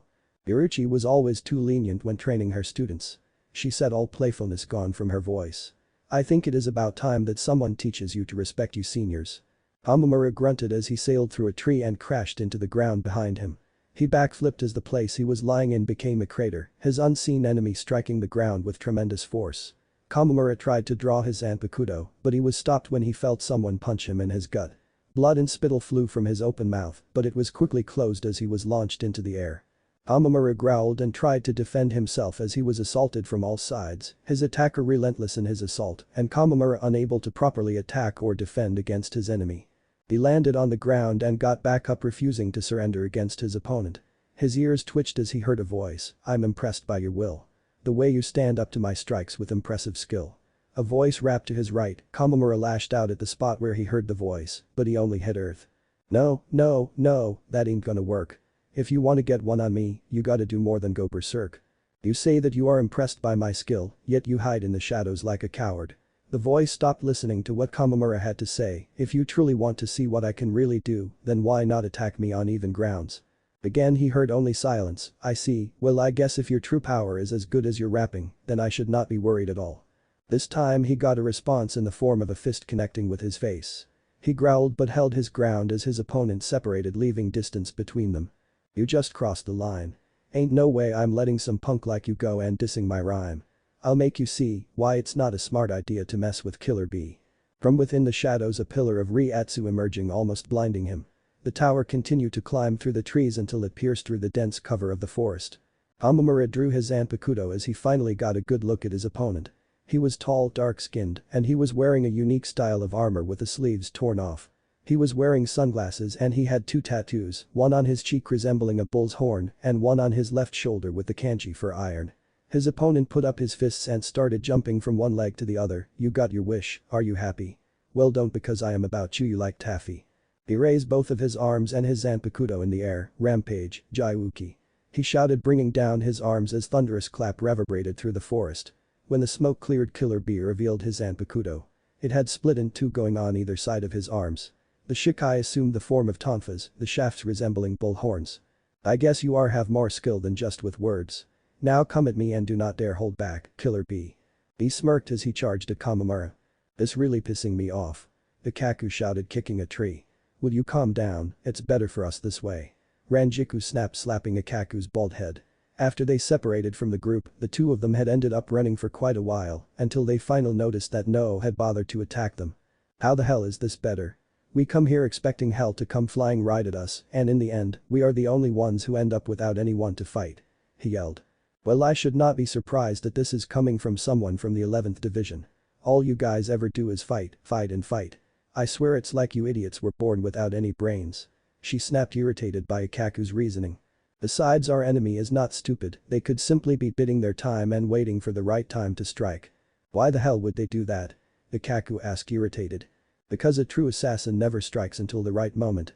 Ikaku was surprised when his answer came from behind him and Renjiku. They spun and faced the direction the voice came from and looked at a tree branch as a person began to materialize, melting off of him, and revealed himself to the two Shinigami. He had red hair that went down to his neck, his eyes were green lacking pupils, and they were surrounded by black markings. He wore a brown cloak over a set of armor that all members of the Biju Corps possessed. The most distinguishing thing about him was the kanji for love tattooed on the left side of his forehead. He observed the two Shinigami before focusing his attention on Renjiku. "It's been a while, Renjiku. You look well." Renjiku's expression did not change. "The same to you, Gaara." Ikaku looked at her in shock. "Hold up, you know this guy?" She nodded. "I do. His name is Gaara, and he happens to be one of 2 lieutenants that serve under the leader of the Biju Corps." Ikaku suddenly grinned like crazy. "So you're telling me that this guy is one on the strongest?" His hand gripping his zanpakuto tightly. "Well, I do admit I am strong, there is no ranking system among us. We are all equals." Gaara corrected. Renjiku narrowed her eyes. "Back to the matter at hand, why are you here, Gaara? Have you come to kill us?" she asked. He did not answer and jumped off the branch, landing in front of them. "No, I have not. We were told not to kill you and your friends. I am surprised that you'd think that he would tell us to kill you, Renjiku. In fact, Naruto was more concerned about you than anything else." She blinked in surprise, but quickly got over it, "And yet he doesn't even bother to face me himself. Where is he anyway?" she asked. "Naruto has gone to see someone that got his attention." Renjiku and Ikaku looked at one another, understanding what Gaara was talking about. Naruto had gone to see Ichigo personally. They turned to leave, but in a flash Gaara was standing right in front of them. "I am not going to let you interfere. This is something Naruto must deal with himself." Renjiku and Ikaku unsheathed their zanpakuto. "Either you let us pass or we force our way through," Renjiku challenged. Gaara's response was to reach into his cloak and pull out his zanpakuto. "So be it, growl, Hineko." Her blade transformed into a cloud of ash that swirled around her like a protective shield. Ikaku smirked as he unleashed his Shikai extend, Hazukimaru. He slammed his sword's hilt into its sheath. His sword began to glow and extend, the light dispersed, showing Ikaku wielding a spear with red tassels at the pommel. "Please be cautious, Renjiku, you know how dangerous I can be," he warned. He gripped his blade and swung, crying out the release command, "Awaken from your slumber, Shikaku." His zanpakuto transformed into sand and began to snake its way around his arm all the way up to his shoulder, transforming into sand-colored prayer beads, each with a star-shaped symbol with 4 dots surrounding the symbol. The beads continued on from his shoulder and began to wrap around from his shoulder to his hips before finally stopping. "I recognize that weapon. It was the same on that spear it had when it threw us into the valley. So you're the guy responsible for it?" Ikaku glared, remembering all too well the unpleasant trip. "I apologize for that. Shukaku is very unpredictable, but that is not important at the moment. What is important is that the both of you shouldn't hold back and that you must attack me with everything you have." He spun his hand around before swinging and sending a volley of beads at them. The beads suddenly expanded, becoming the size of a human head's, and thin lines started to form on them. The lines parted, revealing sharp teeth. The beads screeched and rushed to their opponent, spinning so fast that they sounded like drills. Renjiku and Ikaku braced themselves as the spheres came flying towards them. Ichigo rushed through the forest while at the same time dodging every single strike that came his way.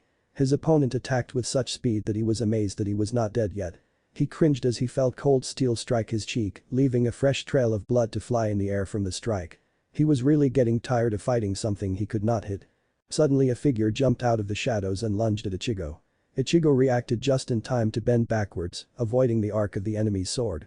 Ichigo then delivered a swift kick, sending his opponent flying away, landing on the ground in front of him. "I am impressed. You and your group have been the longest to have survived our assault thus far." "Thanks, I feel so honored," Ichigo replied sarcastically. "Who are you anyway?" he asked the figure in front of him. He was tall, around 22 years of age, had blonde hair that reached his shoulders, 3 whisker-like marks on each of his cheeks, and he was wearing a brown traveling cloak that covered his body and black and white body armor. "My name is Naruto Uzumaki Namikaze, and I am the leader of the Biju Corps," he declared proudly.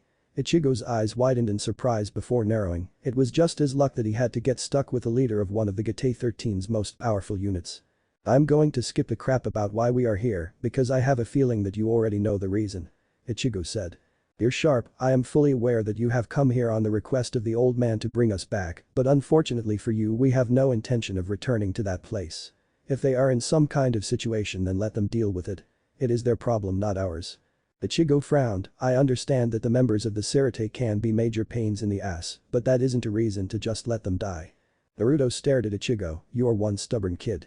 If you are not going to move then I will just have to make you move. Naruto brought up his Zanpakuto and unsheathed it.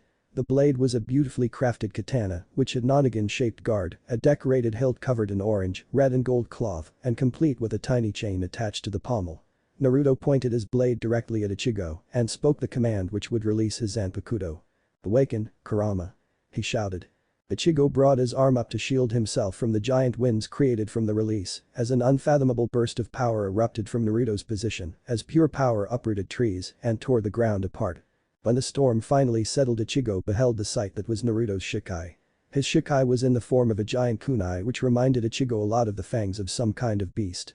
The blade was around the same size as his Zangetsu, but instead of curving it was straight and in the form of an arrowhead, with both sides of the blade being vermilion along the edges. The hilt was wrapped in bandages and ended in a circle-shaped pommel with bands of white cloth flaying in the wind. As Naruto rested the hilt of his Zanpakuto on his shoulders, his Ryatsu soon took on the form of a giant nine-tailed fox snarling at him. I hope you are ready then Ichigo Kurosaki, cause I am not going to hold back. He shouted. Ichigo smirked, I wouldn't expect anything less. He said. The battle between the former Kyuubi Jinchuriki and substitute Shinigami was about to begin. Chapter end. Chapter 4. Battle Royale.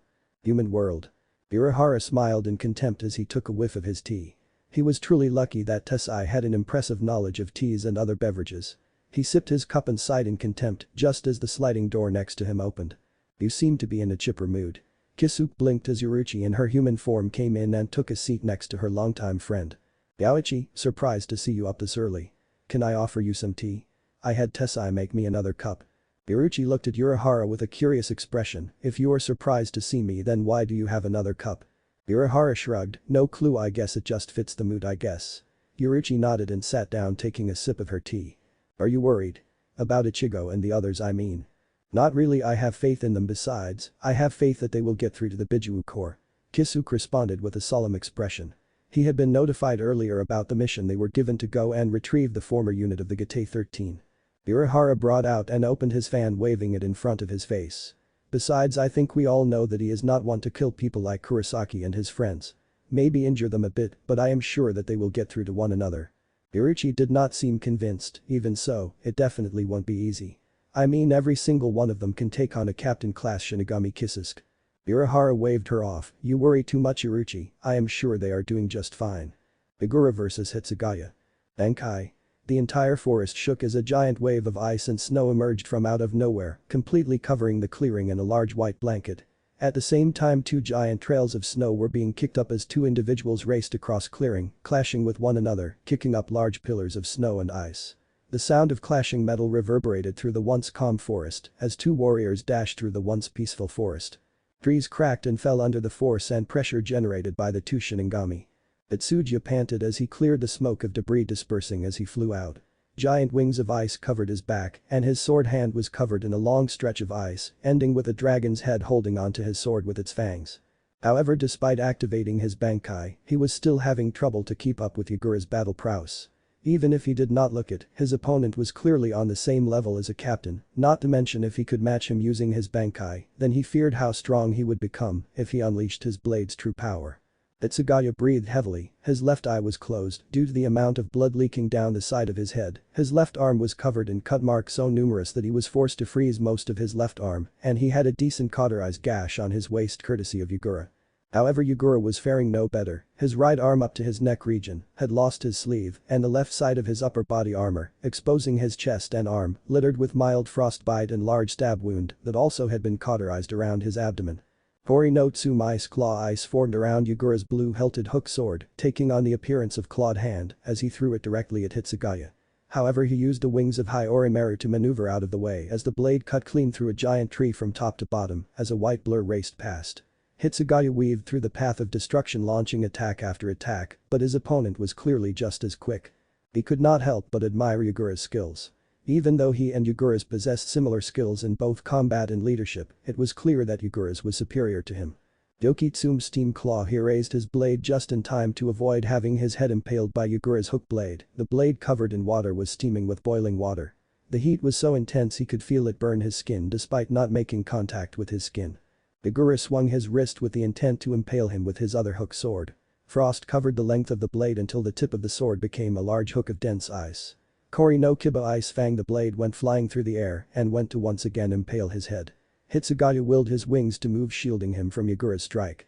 As the blade latched onto his wings, Hitsugaya failed to notice Yugura's smirk as he tugged on his weapon's chain and flew through the air towards Hitsugaya. Hitsugaya was helpless as Yugura landed in front of him, his palm outstretched. Hato number 65. Rikoho. Hitsugaya screamed as a bolt of lightning broke through his wings of ice and pierced his right shoulder. Gritting his teeth, he kept moving forward, delivering a skull-shattering headbutt to his opponent. The force sent Yugura stumbling back and stunned him long enough for Hitsugaya to throw his blades off of him. He charged forward to stab him, but Yugura tilted his head to the side and narrowly missed a fatal blow as the blade slashed across his cheek. "You're feisty." He brought up his sword just as Hitsugaya flipped his blade and pulled back, earning a burst of sparks as blades clashed. Yugura's jumped up and Hitsugaya unleashed from his blade two large dragons of pure ice. Yugura's gripped the chains around his wrists and started to spin. The blades hummed in the air like chainsaws, shattering the dragons into shards of ice. Even more impressive is that your level of power is through the roof. I can see why you made captain. He blinked when he saw one of the flowers surrounding Hitsugaya faded. However, you are still just a child, so your body is not able to handle the power of your Bankai for too long. I take those flowers serve as timers of sort. When they all melt away, your Bankai will deactivate. Hitsugaya did not answer and instead sped towards him, raising his blade above his head and brought it down high. Oryusenbi. From the swing, a large crescent arc of blue ice in the shape of tail descended upon his opponent. Yugura swung his chain, which appeared to grab the air in front of him. Hanshikayo reflecting mirror. A large circle of ice materialized out of thin air and the reflective surface shimmered before an exact replica of Hitsugaya's attack emerged. The crescents of ice collided and expanded, forming giant rings of ice. Yugura's red hook sword gripped the air like its counterpart and spun, gathering moisture from the air, creating a miniature whirlpool. By now the two attacks from Hitsugaya and his copy had finished forming the giant ice rings, completely obstructing Hitsugaya's view of his opponent. Suddenly large amounts of steam burst through the ice, burning him. By the time he regained his vision, he was shocked to see Yugura emerge from the steam cloud in front of him.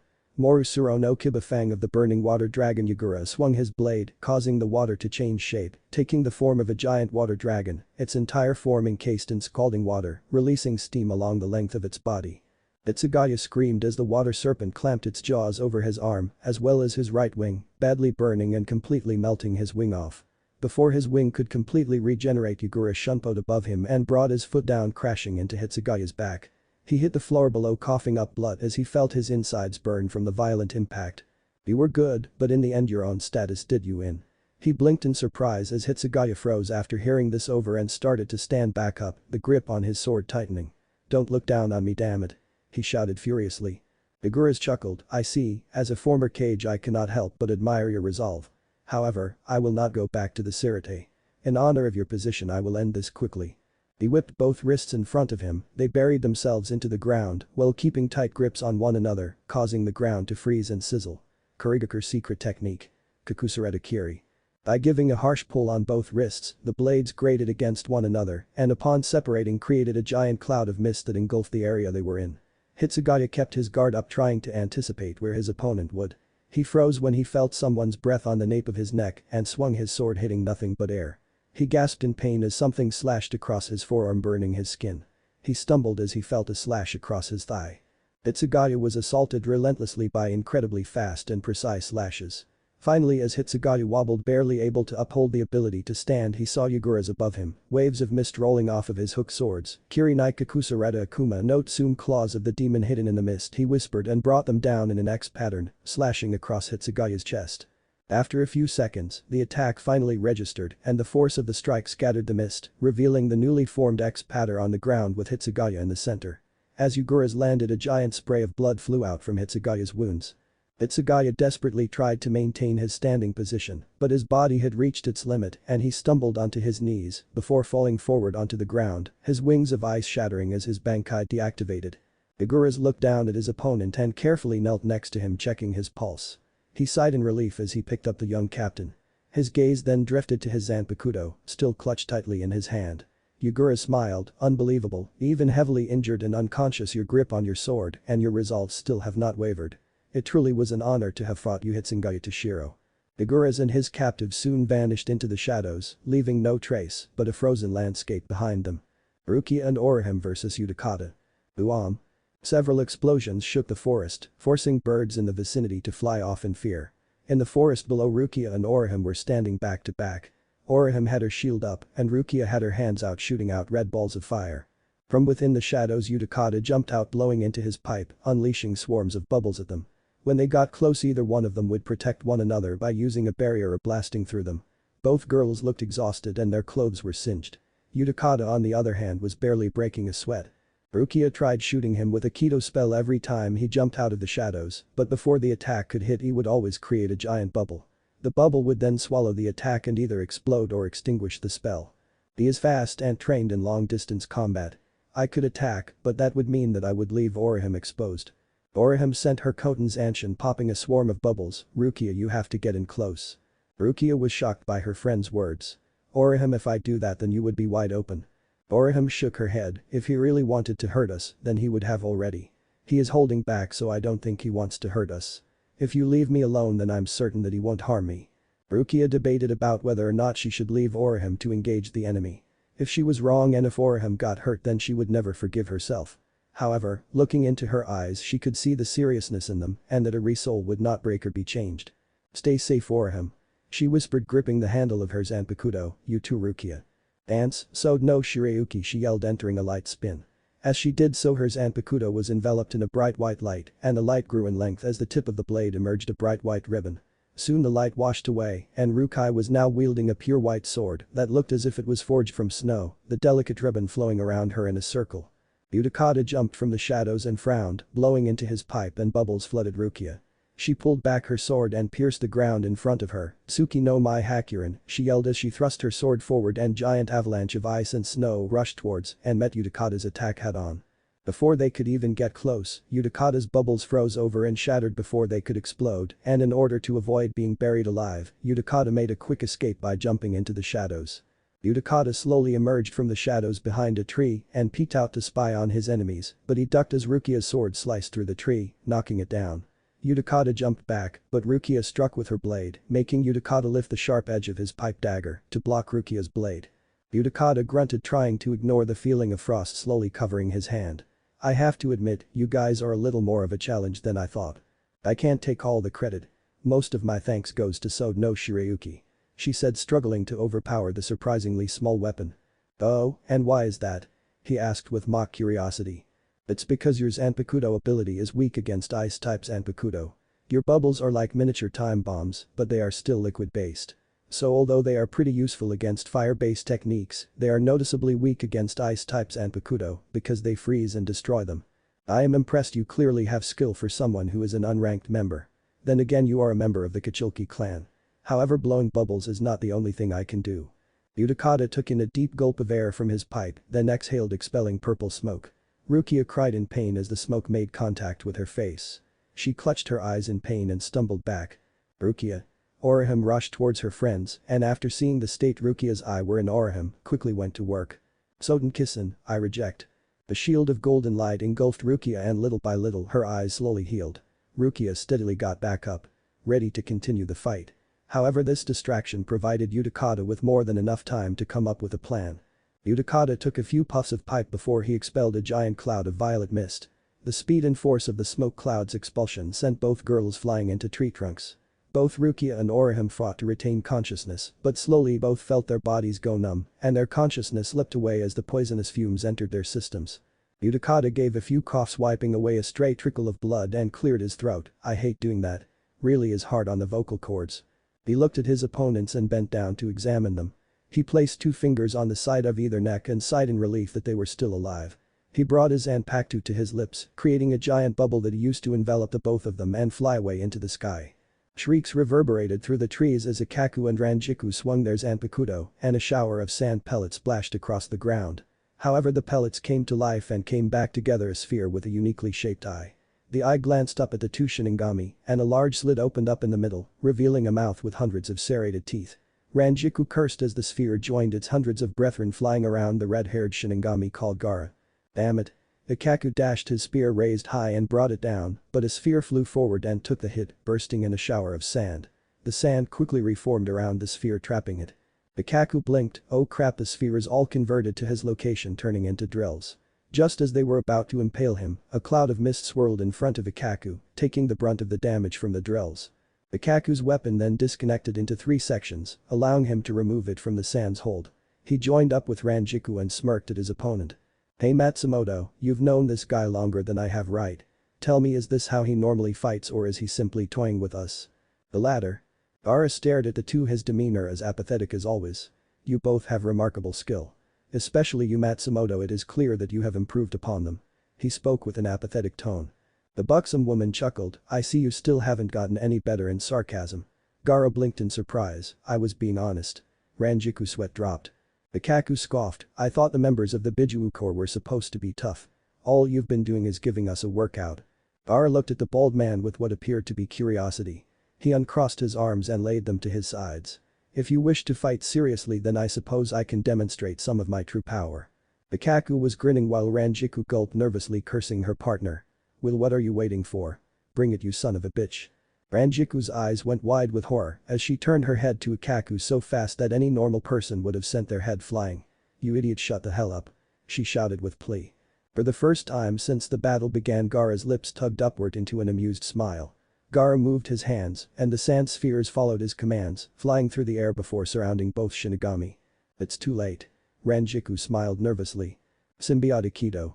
Heido number 30. Shakuho gathering all the spheres opened their maws simultaneously, a red glow forming in each of their jaws.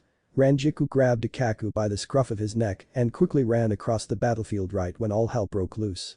The spheres suddenly started to spit out the balls of red energy, releasing hundreds of Kido spells in a matter of seconds. The volley of spells sailed through the air and exploded in bursts of red light upon contact with any surface. Renjiku and Ikaku ran for their lives. Why the hell would you say something like that? She shrieked. Me?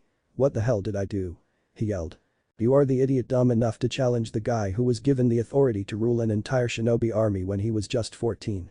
As he is now, he is possibly one of the most talented Shinigami to have ever been born, even Byakuya would have trouble beating him, you fucking cueball. How the hell was I supposed to know that? He shouted over the explosions. Renjiku glanced out of the corner out of her eye and saw 2 balls of red flame coming straight for them. She reacted quickly and swung her blade, generating a large blade of ash. The impact resulted in a large smoke cloud that covered the entire area. Gaara frowned and swiped his arms, his spheres grew blades and spun like saws, creating a large squall of wind and dispersing the smoke screen. He frowned when he noticed that both Renjiku and Ikaku had escaped from his line of sight. He glanced at the spheres around him and with a twitch of his fingers they dispersed in multiple directions. Meanwhile, Renjiku and Ikaku were hiding in the parts of the forest that had avoided the destruction during Gaara's onslaught. How the hell did he do that? Generating that many Kido blasts should have exhausted anybody's reserves drastically. Yet he doesn't even look winded from using so many Kido spells. Actually, it is only one spell. Ikaku and Renjiku froze when they felt a presence above them. They looked up to see Gaara and another eye-like sphere looking down on them. He raised his index and middle finger forming a hand sign, Symbiotic Kido. Heido number 33. Sakatsui waved the sphere, opened its maw to impossible lengths, and a wide blast of blue flames descended, burning everything below it to ash. Without even turning his head, Gaara glanced at another sand sphere and its shape transformed from spherical to an almost serpent-like shape. The tendril soared past Gaara's head and wrapped its tail around a spear, diverting its trajectory away from its master. Gaara looked behind him to see Ikaku struggling against the sand which had caught his spear. Members of our unit each have their own special skill set that makes them unique, however me and 2 other individuals of our group have abnormally high levels of Reiatsu and a particularly strong bond with our Zanpakuto. Thanks to this we have developed the ability to use our Kido on an entirely different level that even the captains of Sirte were not even aware of. This includes the ability to channel our Kido spells through our Zanpakuto, increasing the power of our spells exponentially, and the amount of energy we use to perform them is halved. Ikaku stared in awe at Gaara before he grinned, releasing a hollow chuckle, damn, you guys are no joke, are ya? Gaara didn't answer him, instead he waved his hand downwards and the serpent binding Ikaku flipped in the air and released Ikaku, using the force of its flip sending Ikaku to the earth below. A large boom sounded and Ikaku groaned as he was now in a crater. Gaara blinked in mild surprise and sighed as he released a wave of sand from his prayer beads, fusing together into a massive jaw, expanding to swallow an ash cloud. He looked down at Renjiku with her blade-less sword drawn. Gaara waved his hand sending the imprisoned ash cloud right at Renjiku, releasing the cloud of ash right back at her. She deactivated her Zanpakuto allowing the ash cloud to disappear, but she berated herself upon realizing she had been caught off guard when Sand Sphere appeared in front of her, its form bulging. Symbiotic Kido. Hado number 58 Tenrin with a loud roar a giant funnel of wind shot out of its mouth, slamming into Renjiku. She gasped as the vortex overwhelmed her and sent her into the trunk of a tree, knocking her unconsciousness. He glanced back at Ikaku who was breathing heavily as he made his way out of the crater. Gaara narrowed his eyes and held out his hand, a sphere went into his open palm. Once it settled Gaara squeezed the eye-like sphere at first it acted like a toy and formed an hourglass-like shape, but it broke into smaller particles of sand that began to reform. The sands flowed out of his palm and started to form into a blade of pure sand. The sands melded together making his blade look halfway between a normal katana and one made of sand. The guard was in the same shape as the eyes of the spheres surrounding the hilt of the blade was made up of blue cloth, and from the pommel, a chain with a small charm in the shape of an hourglass fluttered in the wind. Gaara dashed towards him, and Ikaku raised his spear to block it, and to his surprise, he saw that the blade actually embedded itself into the spear's shaft. Despite the situation Ikaku smirked like a maniac, finally. You decided to come close and personal. Just my style. He shouted flexing his shoulders slightly pushing Gaara back and jumping back he swung his spear. Gaara raised blade and blocked it with the blunt edge of his blade. His watched as the spear suddenly broke into 3 sections. The second section went around his neck and the third and final section comprised of the spearhead was going right for his throat. Suddenly the tip of Gaara's blade suddenly increased its length and bent around his head to intercept the strike, halting the spearhead just inches from slashing his jugular. Ikaku did not look surprised. He knew that his opponent would not allow such a simple attack to beat him. Gaara pulled on the blade and the spear's sections were sent flying. He charged forth and swung his blade of sand. Ikaku gasped as blood danced across his vision as Gaara slashed him from his shoulder to his hip. He watched with wide eyes as Gaara placed his palm on his chest. He tried to do something to get Gaara away, but he may as well have been moving in slow motion. Hado number 33. Sakatsui the word were barely a whisper, blue flames flickered across his palm before a blast of blue flames swallowed him. Ikaku howled in pain as the fire licked every part of his body. When the flames died down Ikaku was standing a couple of feet away from Gaara, his feet digging deep into the earth preventing him from flying away, a fact that Gaara did not miss. Ikaku gripped his broken spear tightly and he was smiling. Gaara held his blade in front of him, both hands gripping the blade, ready to deal even more damage should it be necessary. Good fight Ikaku mumbled weakly the grip on his spear still tightening. Gaara stood there waiting for him to fall, but after a minute Ikaku was still standing. Gaara blinked in surprise and lowered his blade. He went up to Ikaku with curiosity and his face lost its neutral look replaced by one of great surprise. He thought his opponent was merely biding his time preparing a final strike, but he never expected this. Ikaku's whole body was trembling from head to toe and Gaara knew right then and there what was happening. Ikaku Madaram was unconscious and in his own stubbornness, refused to back down from his fight. Gaara was wide-eyed and for a moment Ikaku's image was replaced by another. A young boy no older than 12 with a bowler haircut and large eyebrows wearing a flashy green jumpsuit with bandages wrapped around his arms and leg warmers around his legs, stood before him his entire body covered in bruises and cuts, one of his legs looked as if it had been crushed for it was bleeding profusely. He was standing in an unusual stance, his right arm was behind his back, but his hand was facing outward almost in a come-hither motion. A man similar to the boy but wearing a green flak jacket watched the boy with a sad smile. Lee, even though your body is in pieces you refuse to back down, even though you're unconscious. The scene disappeared and Gaara returned to reality, looking back at Ikaku's body. Gaara closed his eyes and chuckled at the memory. It would seem that even some of these Shinigami possess the same will of fire that you had Rock Lee. He removed 3 beads from his necklace and they flew 3 ways.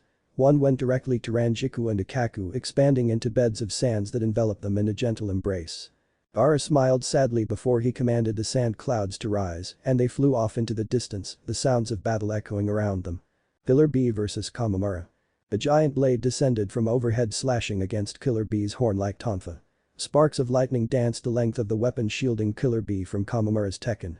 He reared his other fist and spun his tonfa jabbing it forward with the intent to impale Kamamura in the stomach, but his quick reflexes saved him as he jumped back.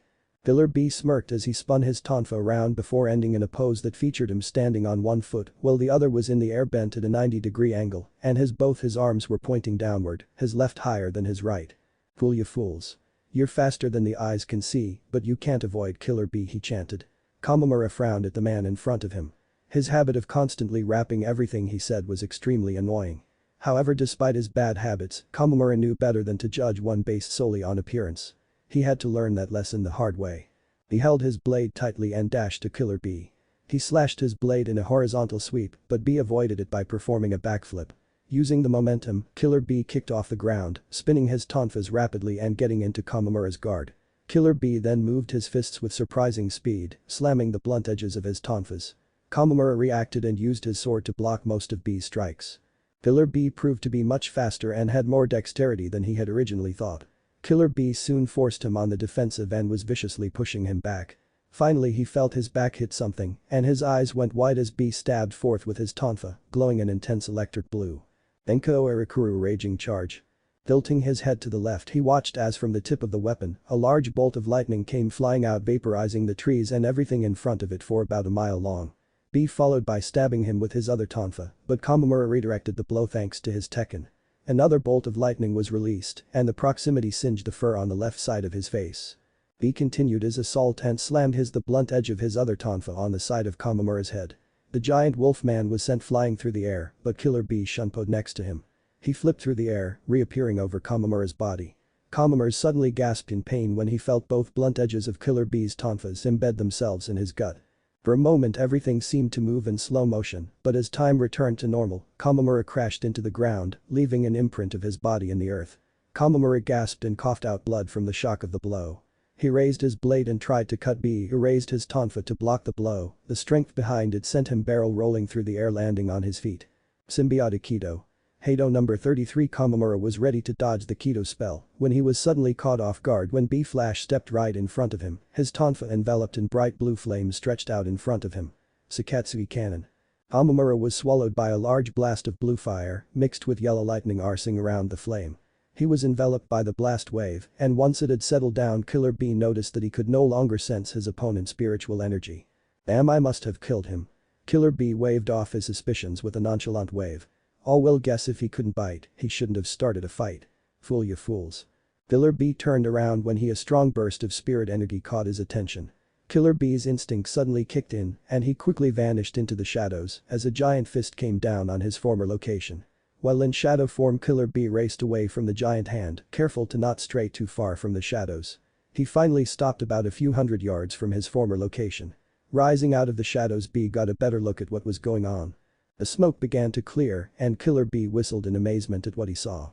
Towering above him at more than 100 feet tall was a giant armored warrior holding a giant version of Kamamura's blade.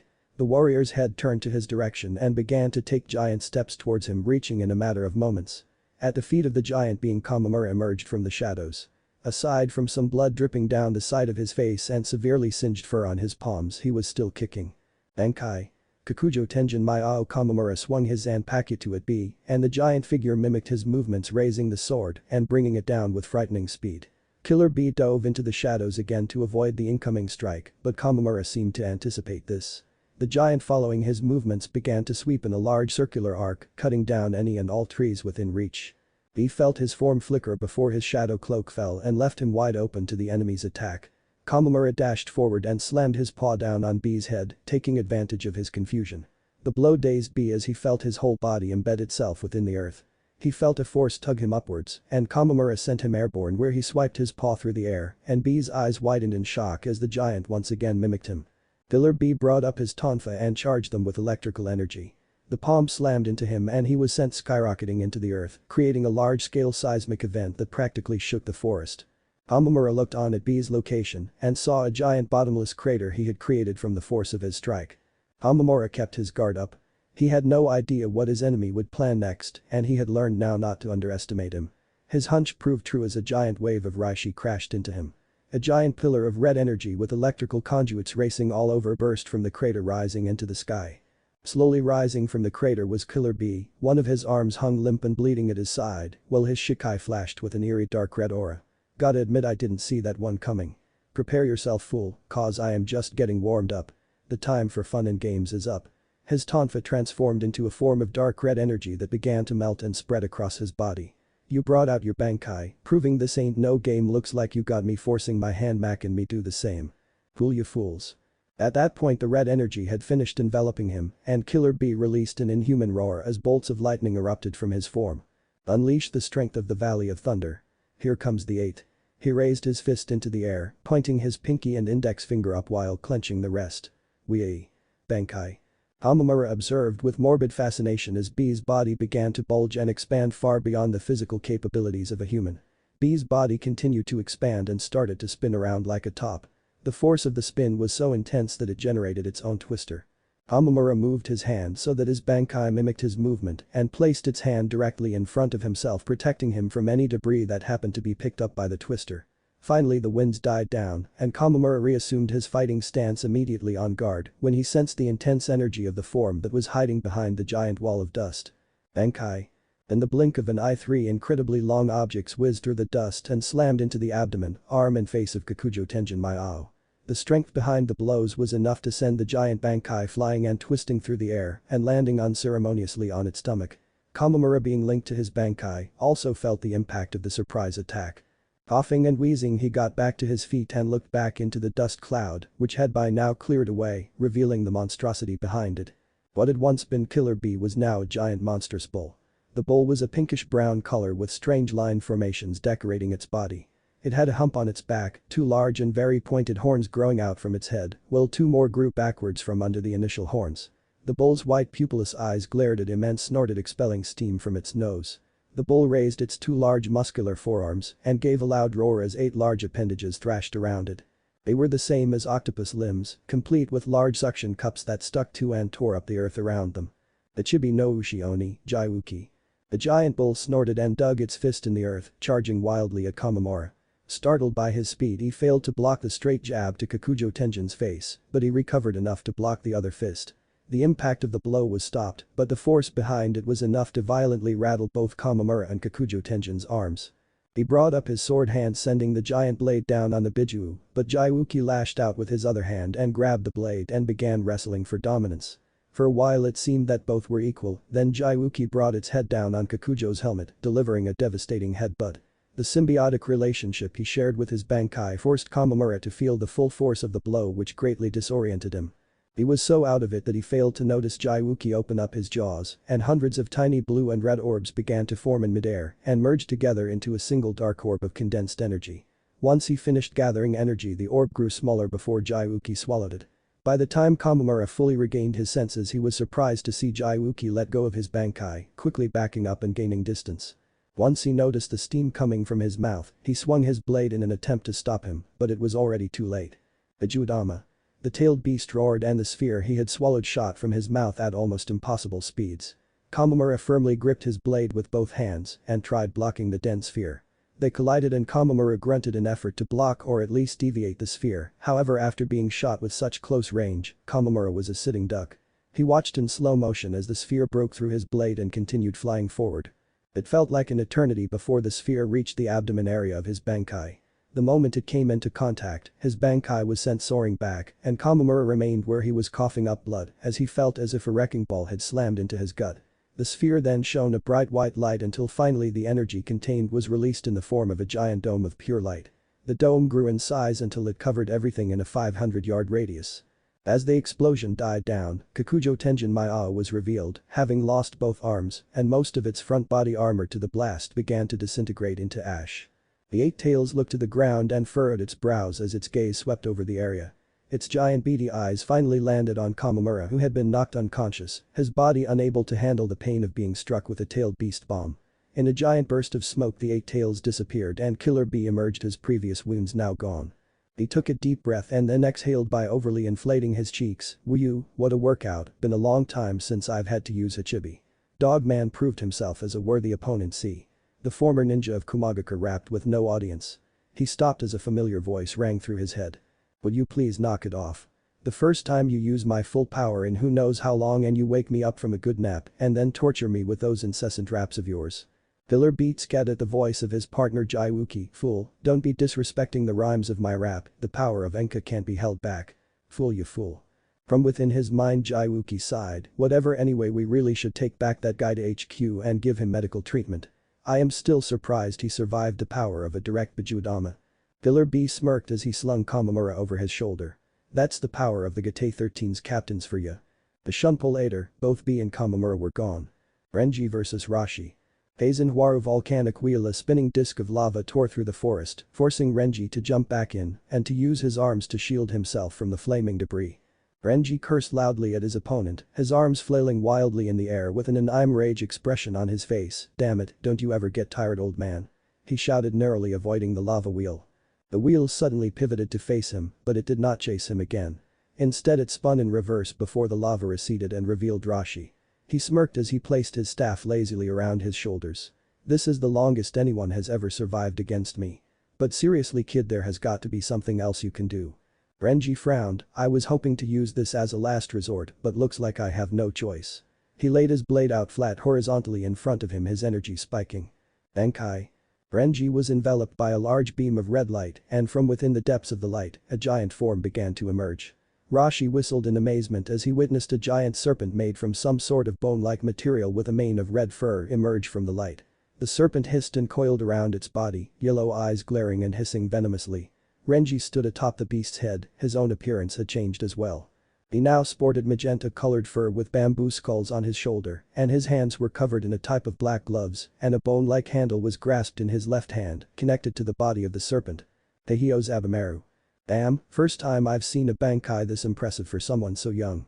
He moved the staff around in his hands, twirling it around with expert skill. Renji waved his arm, and the Bankai responded by flying straight at Rashi.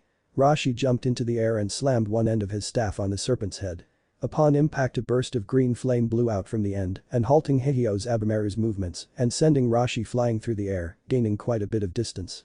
With impressive acrobatics, he spun in the air placing his staff under him.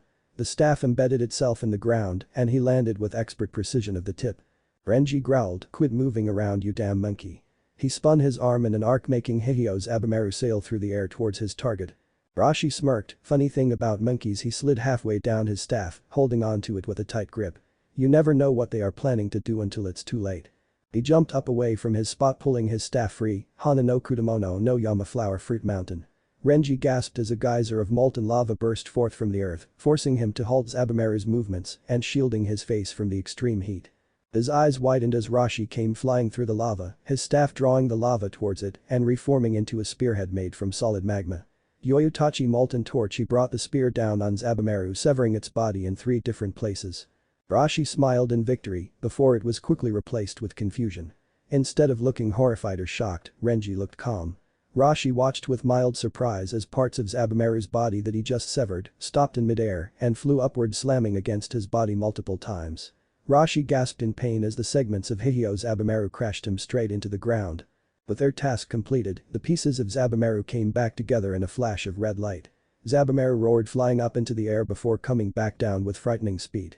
The segments along its body started to disconnect, generating flashes of red energy, traveling up to its jaws. The Katsu Taiho, Taihyo Zabumaru opened its maw, unleashing a devastating red beam of energy, destroying everything within the blast's radius. Renji looked at the destruction he had caused. It was times like this that made him remember just how terrifyingly powerful his Zanpakuto could be. At the same time, he also could not help but berate himself for his actions and began hoping that Rashi was still alive after that blast. Renji made his way over to Rashi's location when suddenly he tensed as the whole area began to shake as an incredibly powerful force manifested itself. What the hell is going on?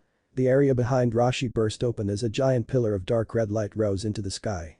From the spot where the pillar rose, hundreds of cracks traced along the ground as jets of steam and lava flew out in every direction, forcing Renji to jump back on Taihyo Zabumaru and fly a good distance away. All around him the ground began to heave as a giant shape began to rise from the ground. Renji watched in awe as the ground shattered, revealing the colossal behemoth before him. It resembled a giant ape with red fur and had 4 long tails growing out from its tailbone. Each tail had a series of bone spines that grew out on the tail's length.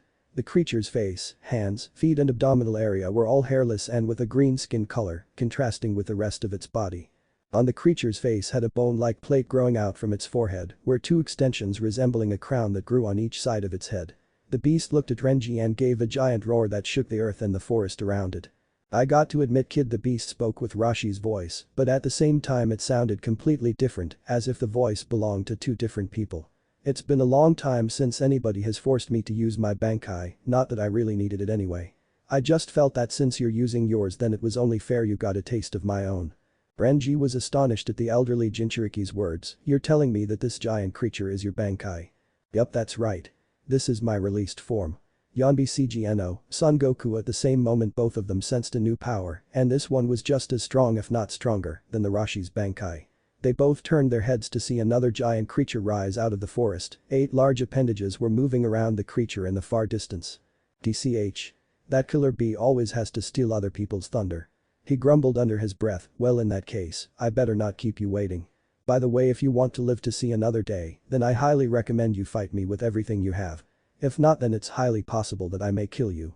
Renji barely had time to react as the newly transformed sun appeared right in front. Heiho's Abimaru palms covered in green flames. Son Goku slapped its palms together, creating a wave of green fire. The force of the flames was strong enough to send Heiho's Abimaru flying back and coiling its body to protect its master from the flames. Renji peeked through his Bankai just in time to see the flames dissipate and Son Goku dash forward, his fist extended back. Renji quickly had his Bankai spin around the fist to dodge the attack and simultaneously using the spines along Zabumaru's length to dig into the giant sage monkey's body. Unfortunately, this failed to do any harm as Sun's fur was incredibly thick and thus did not allow them to pierce through his flesh. If anything, this only seemed to make things worse as many of them got tangled in the mass of wild hair, halting Heiho's Abimaru's movements. Seeing an opening, Sun went to crush the head, but Renji forced Zabumaru to split apart, leaving behind multiple segments that could not be removed from Son Goku's fur. With agility that contradicted its eyes, Sun went to grab the head with a flurry of quick motions. "If you cannot reach the serpent's body, then go for the head," he yelled, and Renji watched a giant ape-like hand about to grab it. In a desperate move, he willed the remaining pieces of Zabumaru to spin into the ape's arm.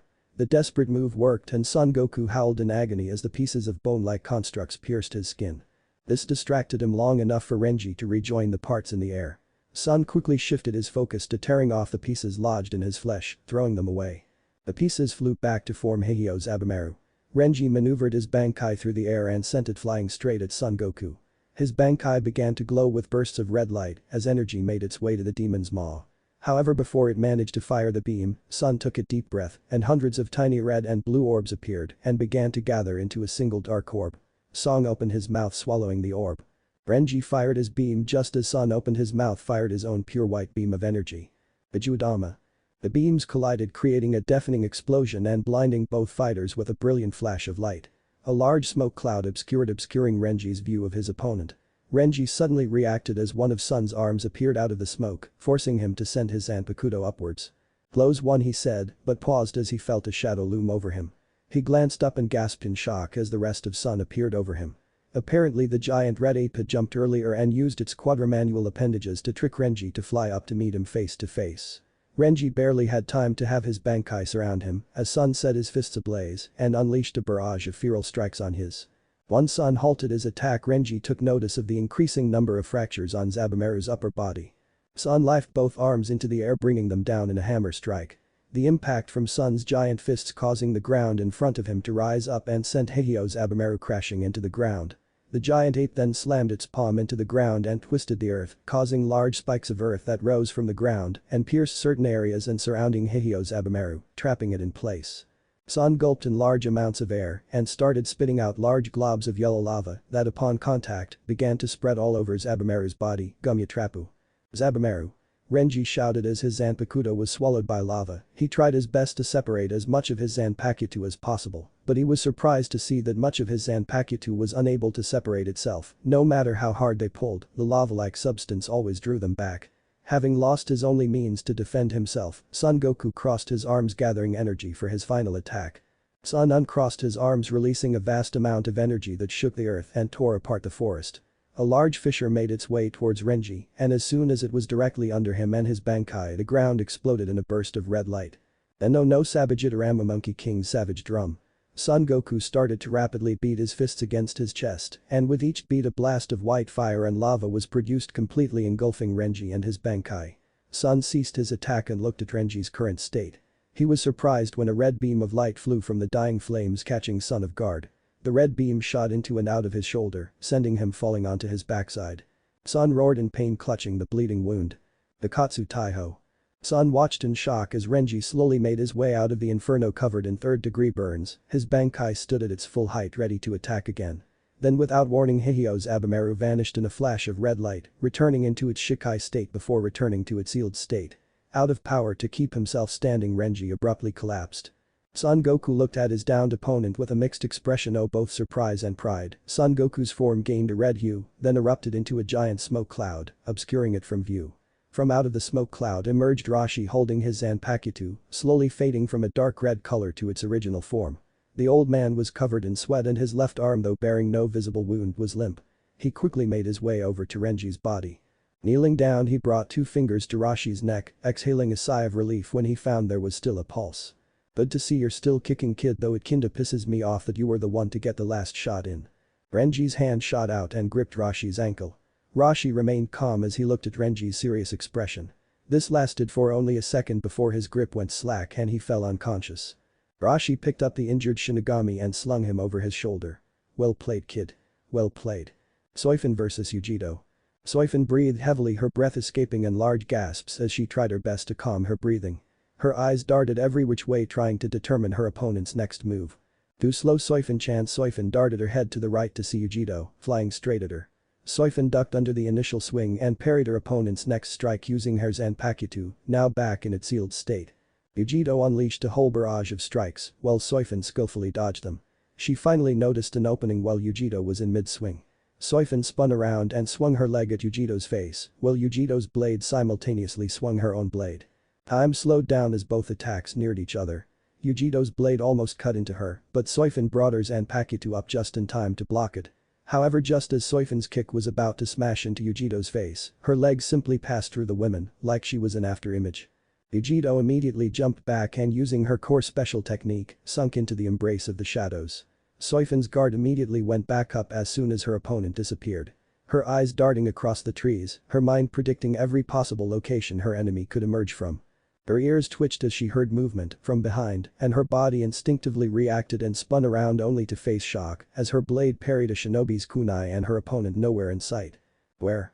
Her thought was interrupted when an arm emerged from the trunk of the tree next to her, gripping her arm firmly in place. Soi Fon watched as her opponent emerged from the shadows on the trunk and swiftly swung her blade at her. Yujito's blade, Matatabi, slashed through her body, but the blade passed through her, leaving not even a scratch. However, despite no visible wound, Soi Fon couldn't help but release a cry of pain and coughed up a lot of blood as she felt the blade's power come into effect. Her cry was silenced as she felt a swift kick to her jaw that sent her soaring into the air. Yujito shunpoed after her and appeared behind her, delivering a sharp kick to her backside with enough force to break through 2 trees and leave a deep imprint in the third. Soi Fon quickly recovered in time to avoid another strike from Yujito. The blade phased through the tree. Soi Fon watched as the spot where the blade struck began to crack and blue lines began to appear like veins across the tree's trunk. Wisps of smoke rose from the marks before the entire tree turned to ash and collapsed in on itself. "You were fast to dodge that, Soi-chan. It wouldn't be in your best interest to get hit too many times by my blade." Her fingers softly traced the length of the blade, wisps of azure flames licked her fingers before vanishing. "You can't hit me directly and you can't block my strikes either. So tell me, how would you get out of this situation?" Soi Fon controlled her breathing to mask her fatigue and stared at her opponent defiantly. "Getting a little cocky, aren't we?" A smirk appeared onto her face. "It's true that while you do have the ability to become intangible as well as your blade. What's more, whenever I tried to strike you, my blows went through your body while your sword became tangible and vice versa." Yujito lost her smile and her eyes narrowed. "I have already deducted when it comes to your sword or your body, you can only make one go intangible at any time. In addition, there is a brief 5-second period when you need to switch between your sword and your body." Yujito's eyes momentarily widened before she chuckled in amusement. "You really are Yuruchi's student." "I am her star pupil, and lesser performance would make me unworthy of her." "Well, we are on the subject, why not tell me about your sword's other unique ability?" Yujito looked at her in surprise before suddenly erupting into a fit of full-blown laughter. Soi Fon watched in confusion as her opponent was holding her sides from laughing so hard. Her laughter soon became a low chuckle until it subsided completely. "That was really funny. I have experience handling covert affairs, little girl. I was a ninja when I was still alive. I am not as dumb to reveal all my secrets to the enemy. Especially if said enemy may have an idea what exactly those secrets may be. You shouldn't expect things to be that easy." Soi Fon entered a fighting stance, her small tanto blade held in front with a reverse grip. You know you should joke like that more often. It just may help bring a little romance back to your life. Soi Fon blushed at that and lashed a roundhouse kick at Yujito, who dropped to the ground and kicked Soi Fon with both legs into her gut, sending her flying back. Soi Fon dug her heels into the ground, halting her movement, and then dashed forward, performing an upward slash, forcing Yujito to go intangible. Going with the momentum, Soi Fon ran through Yujito, reappearing behind her. Yujito looked back and delivered a roundhouse kick of her own, but Soi Fon raised her arms to block the hit and threw her opponent back. She then surprised her by sheathing her blade as she was suddenly enveloped in bright pillar of light. The output was so intense that Soi Fon's Haori was vaporized, and before she could react and go intangible, Soi Fon reappeared in front of her fist embedded in her stomach. Shunko. Yujito coughed up blood. Soi Fon's punch blasted her through the roof of the trees, sailing high into the air. Yujito's eyes widened when she saw Soi Fon reappeared with her leg held high as she delivered a devastating axe kick that sent Yujito flying back to earth, forming her own personal crater. Soi Fon jumped out of the crater and landed back on her feet, wiping the blood from her face. Soi Fon reappeared below and swiped her hands in the air, creating an inverted golden triangle. The 3 points of the triangle lit up as 3 more golden pyramids formed. Bakudo number 30. Shitatsu Sansen. The Kido spell sailed through the air at swift speed towards Yujito. She frowned in annoyance and quickly jumping towards them, and with an incredible display of flexibility, Yujito tucked in her body and spun around. Barely avoiding the spell as it shrank and grazed her forearms. Bypassing the attack, Yujito sailed straight towards Soi Fon and raised her sword. All of a sudden, the tiny wisps of flame that surrounded the blade erupted into a blazing inferno of dark blue flames, catching Soi Fon off guard with her sudden change in battle style. Bakudo number 81. Danku. The intense blue flames washed over the barrier and began to devour everything in their path, reducing all obstacles to ashes. Soi Fon grit her teeth as she tried maintaining her barrier, but the intensity of the flames melted the barrier away and Soi Fon crossed her arms as the inferno swallowed her. Yujito flicked her wrist and the wild flames on her sword died down and dissipated. For a few seconds, Yujito stood there with an apathetic look on her face before erupting into a small smile. I know I shouldn't be surprised, but I can't stop the sense of excitement coursing through my veins. Her smile turned into an amused grin as she watched Soi Fon emerge from the remains of her attack. Soi Fon's entire body was covered in burns, but had it not been for her Shunko, it would have been much worse. Iruchi did a good job raising you well, heck, you even managed to master her famed Shunko. I like your drive, Soi Fon-chan, however I am sad to say that our little match cannot be dragged out any longer. How dare you, Soi Fon growled but stopped when she sensed something that caught her off guard. You have sensed, haven't you? Everyone's fight is coming to an end. Soi Fon could feel it clearly, the signatures of her allies dwindling one after the other. So what do you say, how about one last attack to decide the winner? Your Shunko versus my strongest move. Yujito brought up her sword, holding it up to her side. The calm blade once again burst into flames, but they soon focused, retracted and became more controlled as they curled up her arm, extending past her shoulder. Her flame-covered hand suddenly enlarged before 5 long razor-shaped blades of fire emerged. Higoku no Kurashimi. Nekomata Tsume, Hell's Damnation. Nekomata Claw. Soi Fon narrowed her eyes and smirked. Alright then, if that's how you want to play it, then I will abide to your wishes. She crossed her arms before she swung and brought them down with so much force that the earth caved in on itself as she activated her Shunko and was once again enveloped in a bright white pillar of energy. This next attack will decide everything. Then, as if a signal went off, both fighters charged forth with so much speed that the ground under their feet caved in from the pressure. Soi Fon's form was enveloped in a white sphere, while Yujito's flame-covered arm acted as thrusters, increasing her speed to match Soi Fon's. Soi Fon brought through her fist forth with intense speed, meeting Yujito's claws with equal force. The attacks collided and both fighters were enveloped by the enormous shockwave generated by the attack. From the point of origin, 2 domes of blue and white energy appeared, both struggling for dominance. Eventually the light of the domes dissipated, revealing the 2 Shinigami back to back one another. Soi Fon had one of her arms extended forward while the other was firmly tucked into her side, while Yujito had one of her arms hanging limp at her side, her other hand held on firmly to her cracked and broken Zanpakuto. Soi Fon smiled as she took a step forward. How pitiful, your blade broke from that one blow. Yujito cracked a small grin. You have nerve calling Madatabi frail. Especially considering. Soi Fon's pace was interrupted as she suddenly collapsed face fist into the ground. That you are the one who lost. Yujito turned to watch her fallen opponent. This lasted only a moment before she looked at her damaged sword. This girl was fun to play with, but I never would have guessed that she would have the strength capable of severely damaging my Shikai. Bet you also weren't expecting that, were you, Madatabi? The last part she uttered while bringing her sword up to her face, where a faint blue glow temporarily shrouded the blade before disappearing. Yujito sighed as she sheathed her blade and began to slowly make her way towards Soi Fon. With a little difficulty she managed to hoist the captain of the 2nd Division onto her shoulders. Time to go, Soi Fon-chan. Meanwhile, with Naruto and Ichigo. Ichigo dodged another swing from his opponent and retaliated with a swing of his blade that Naruto parried, but he went with the momentum that Naruto used to throw him off balanced and swung his sword with increased force onto Naruto, who quickly brought of the flat end of his blade, taking the full brunt of the attack. The attack struck with plenty of force, but Naruto, using large amounts of Reishi, refused to budge an inch and firmly maintained his position and held Ichigo back. Naruto continued to hold his ground even as he and Ichigo were fighting a stalemate. Not bad for a substitute, Shinigami Nato muttered. Ichigo's eyes widened when he felt Naruto's resistance go slack before he returned with full strength, knocking him back. This provided enough time for Naruto to dive straight back into the forest. Ichigo followed suit, jumping through the trees to catch up to his opponent. The Shinigami jumped, dodged and slashed their way through the forest, not knowing that one of them was being lured into a trap. Naruto smirked as stabbed the branch of tree, using the branch as an anchor, and flung his body to the ground where he met the shadow of the tree and disappeared. Naruto observed his opponent approaching from the confines of his shadow veil, and once he was in perfect position he jumped. Ichigo, having momentarily lost sight of Naruto, had just reached the branch he last saw him and was about to continue when the hairs on the back of his neck stood up. Acting almost out of instinct, Ichigo abruptly stopped his momentum and quickly leaned back. Blood spatter filled Ichigo's vision as he felt something slash into his body from his right pectoral up till his right shoulder. The slash had an effect and Ichigo stumbled back, falling to the ground, but he quickly regained mobility in midair and landed on his feet. Ichigo clutched the wound and his eyes raced over the area in an attempt to find his opponent. He caught for the briefest of hints of form appear before disappearing as quickly as it came. Ichigo stopped moving and closed his eyes. He stood motionless, waiting for the right moment as a small breeze wafted through the forest. Suddenly the breeze stopped and Ichigo's eyes snapped open. He swung and jabbed the end of his blade into thin air where it met with resistance.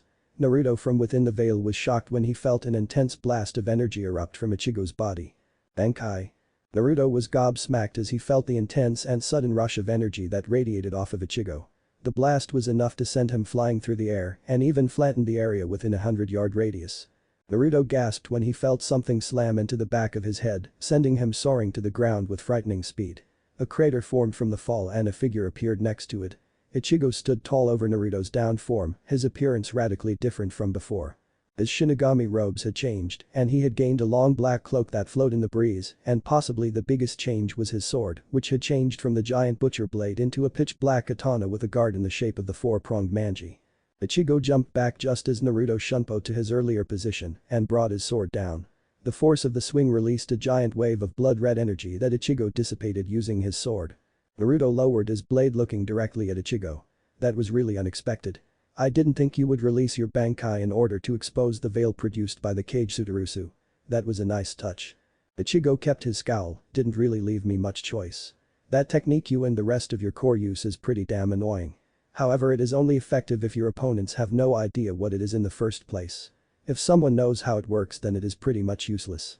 Naruto narrowed his eyes. You have the attitude of someone who doesn't like to follow other people's orders, yet at the same time you would do anything to protect your friends. I am curious as to why someone like you would work for the Gate 13. Ichigo looked off guard from his statement, but merely answered with a nonchalant expression. I have to agree with you on that one, they can be a real pain in the ass, but considering that there is some type of new threat out there that could threaten both the human and spirit world, I am not about to stand around and do nothing. Ichigo looked directly at Naruto and raised his sword at him. If I have the power to protect those dear to me, then you can be sure as hell that I won't stand by and do nothing. So let me just make one thing clear, if I am going to fight, it's because I want to fight, not because the Gate 13 wants me to. Naruto just looked at Ichigo with a surprised expression before he sighed, rubbing the back of his head. Geez, you are one weird kid, but you definitely have guts to back up your bravado. Ichigo blinked when he noticed that Naruto's left hand had suddenly began shaking. You alright? Your hand's kinda shaking all over the place. Sorry, but my hand is not what's shaking, it's my Zanpakuto. Without warning, the giant kunai knife in Naruto's hand released a strange blood-red energy from before and it swirled around like a tornado around the blade. You see, my Zanpakuto spirit can be a bit troublesome at times. When I use my Bankai, we both fight using our full awareness and our thoughts become one. However, when inactive he is usually asleep and like most spirits he is the type that has quite a temper. So whenever I release my Shikai he gets pissed and rather than fight coherently, he fights by using his instincts. Trust me when I say that against my Shikai, fighting with instincts is like going up against a living, breathing natural disaster. While he was explaining, the energy around the blade began to take a more distinct form. The energy took on the appearance of a giant fox head with long rabbit-like ears. The maw was wide open, showing large sets of serrated teeth, and glowing wide eyes glared at Ichigo with the gaze akin of a predator hunting prey. Here I come, Ichigo Kurosaki. Chapter end. Chapter 5. Naruto vs Ichigo. Urashi leaned back against the stone wall behind him, puffing on his oriental-style pipe. He exhaled, releasing a stream of smoke into the wind. Unfortunately, the winds carried the smoke in the direction towards Yujito. She coughed, waving her hand to disperse the smoke. Do you have to do that while I am right here? What? I just finished a worthwhile battle. I think I am at liberty to enjoy my pipe. Yujito just glared at him. You know those things can kill you. Urashi glared right back. How would you know? Is that even possible? I mean, as spiritual beings we are already technically dead. Therefore, smoking a pipe should not be doing any possible damage to my system, so that throws your logic out the door. Well, tough shit, old man, we can still die, so that throws your theory out the window. For a while both of them just stared at one another, neither one's glare backing down. Finally Yujito scat in annoyance and turned away. Annoying geezer. Bitchy cat lady. Yujito suddenly stood behind Urashi, her form covered in shadows and her eyes glowing bright red. She would have struck him down were it not for Killer Bee holding her back. Easy now, old man, right now she ain't your biggest fan. Understatement of the century. Utakata mumbled a few feet away from them, sitting on the ground cross-legged in front of a shirtless Yugura. Utakata brought his Zanpakuto to his lips and blew into it. From the mouth of the pipe a thick, wide and gooey bubble emerged and flew over to Yugura, separating into smaller bubbles, landing on several wounds on his body. Upon landing, the bubbles bulged as their fronds changed shape, transforming into tiny white slugs with stubby arms. The slugs shifted their bodies, getting a good grip on Yugura as they latched onto his body, placing their slimy mouth on the wounded areas. After Utakata performed a few hand signs, the slugs released a light green aura, causing Yugura to sigh in relief. You know, I must admit that it's been a while since any of us had this much fun. To be honest, I was worried that we were becoming rusty. It's a relief that those guys came along. My opponent may have been only a child, but he really demonstrated that he was worthy of having the title of captain. It was really fun.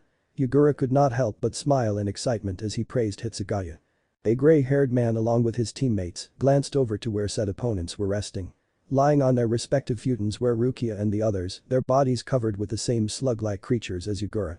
Yo, Utakata, you sure they won't get up anytime soon? Killer Bee shouted, randomly poking Kamamura with a random stick. The action causing the wolfman to growl and make his ears twitch. Utakata did not even turn his head as he answered Killer Bee. Seiken is currently healing their injuries, but to avoid further confrontation, I also asked him to pump a bit of anesthesia into their bodies. It won't put them in danger, but it will knock them out for a while, and what the hell are you doing? He looked at Killer Bee, who was about to poke Rukia in the chest.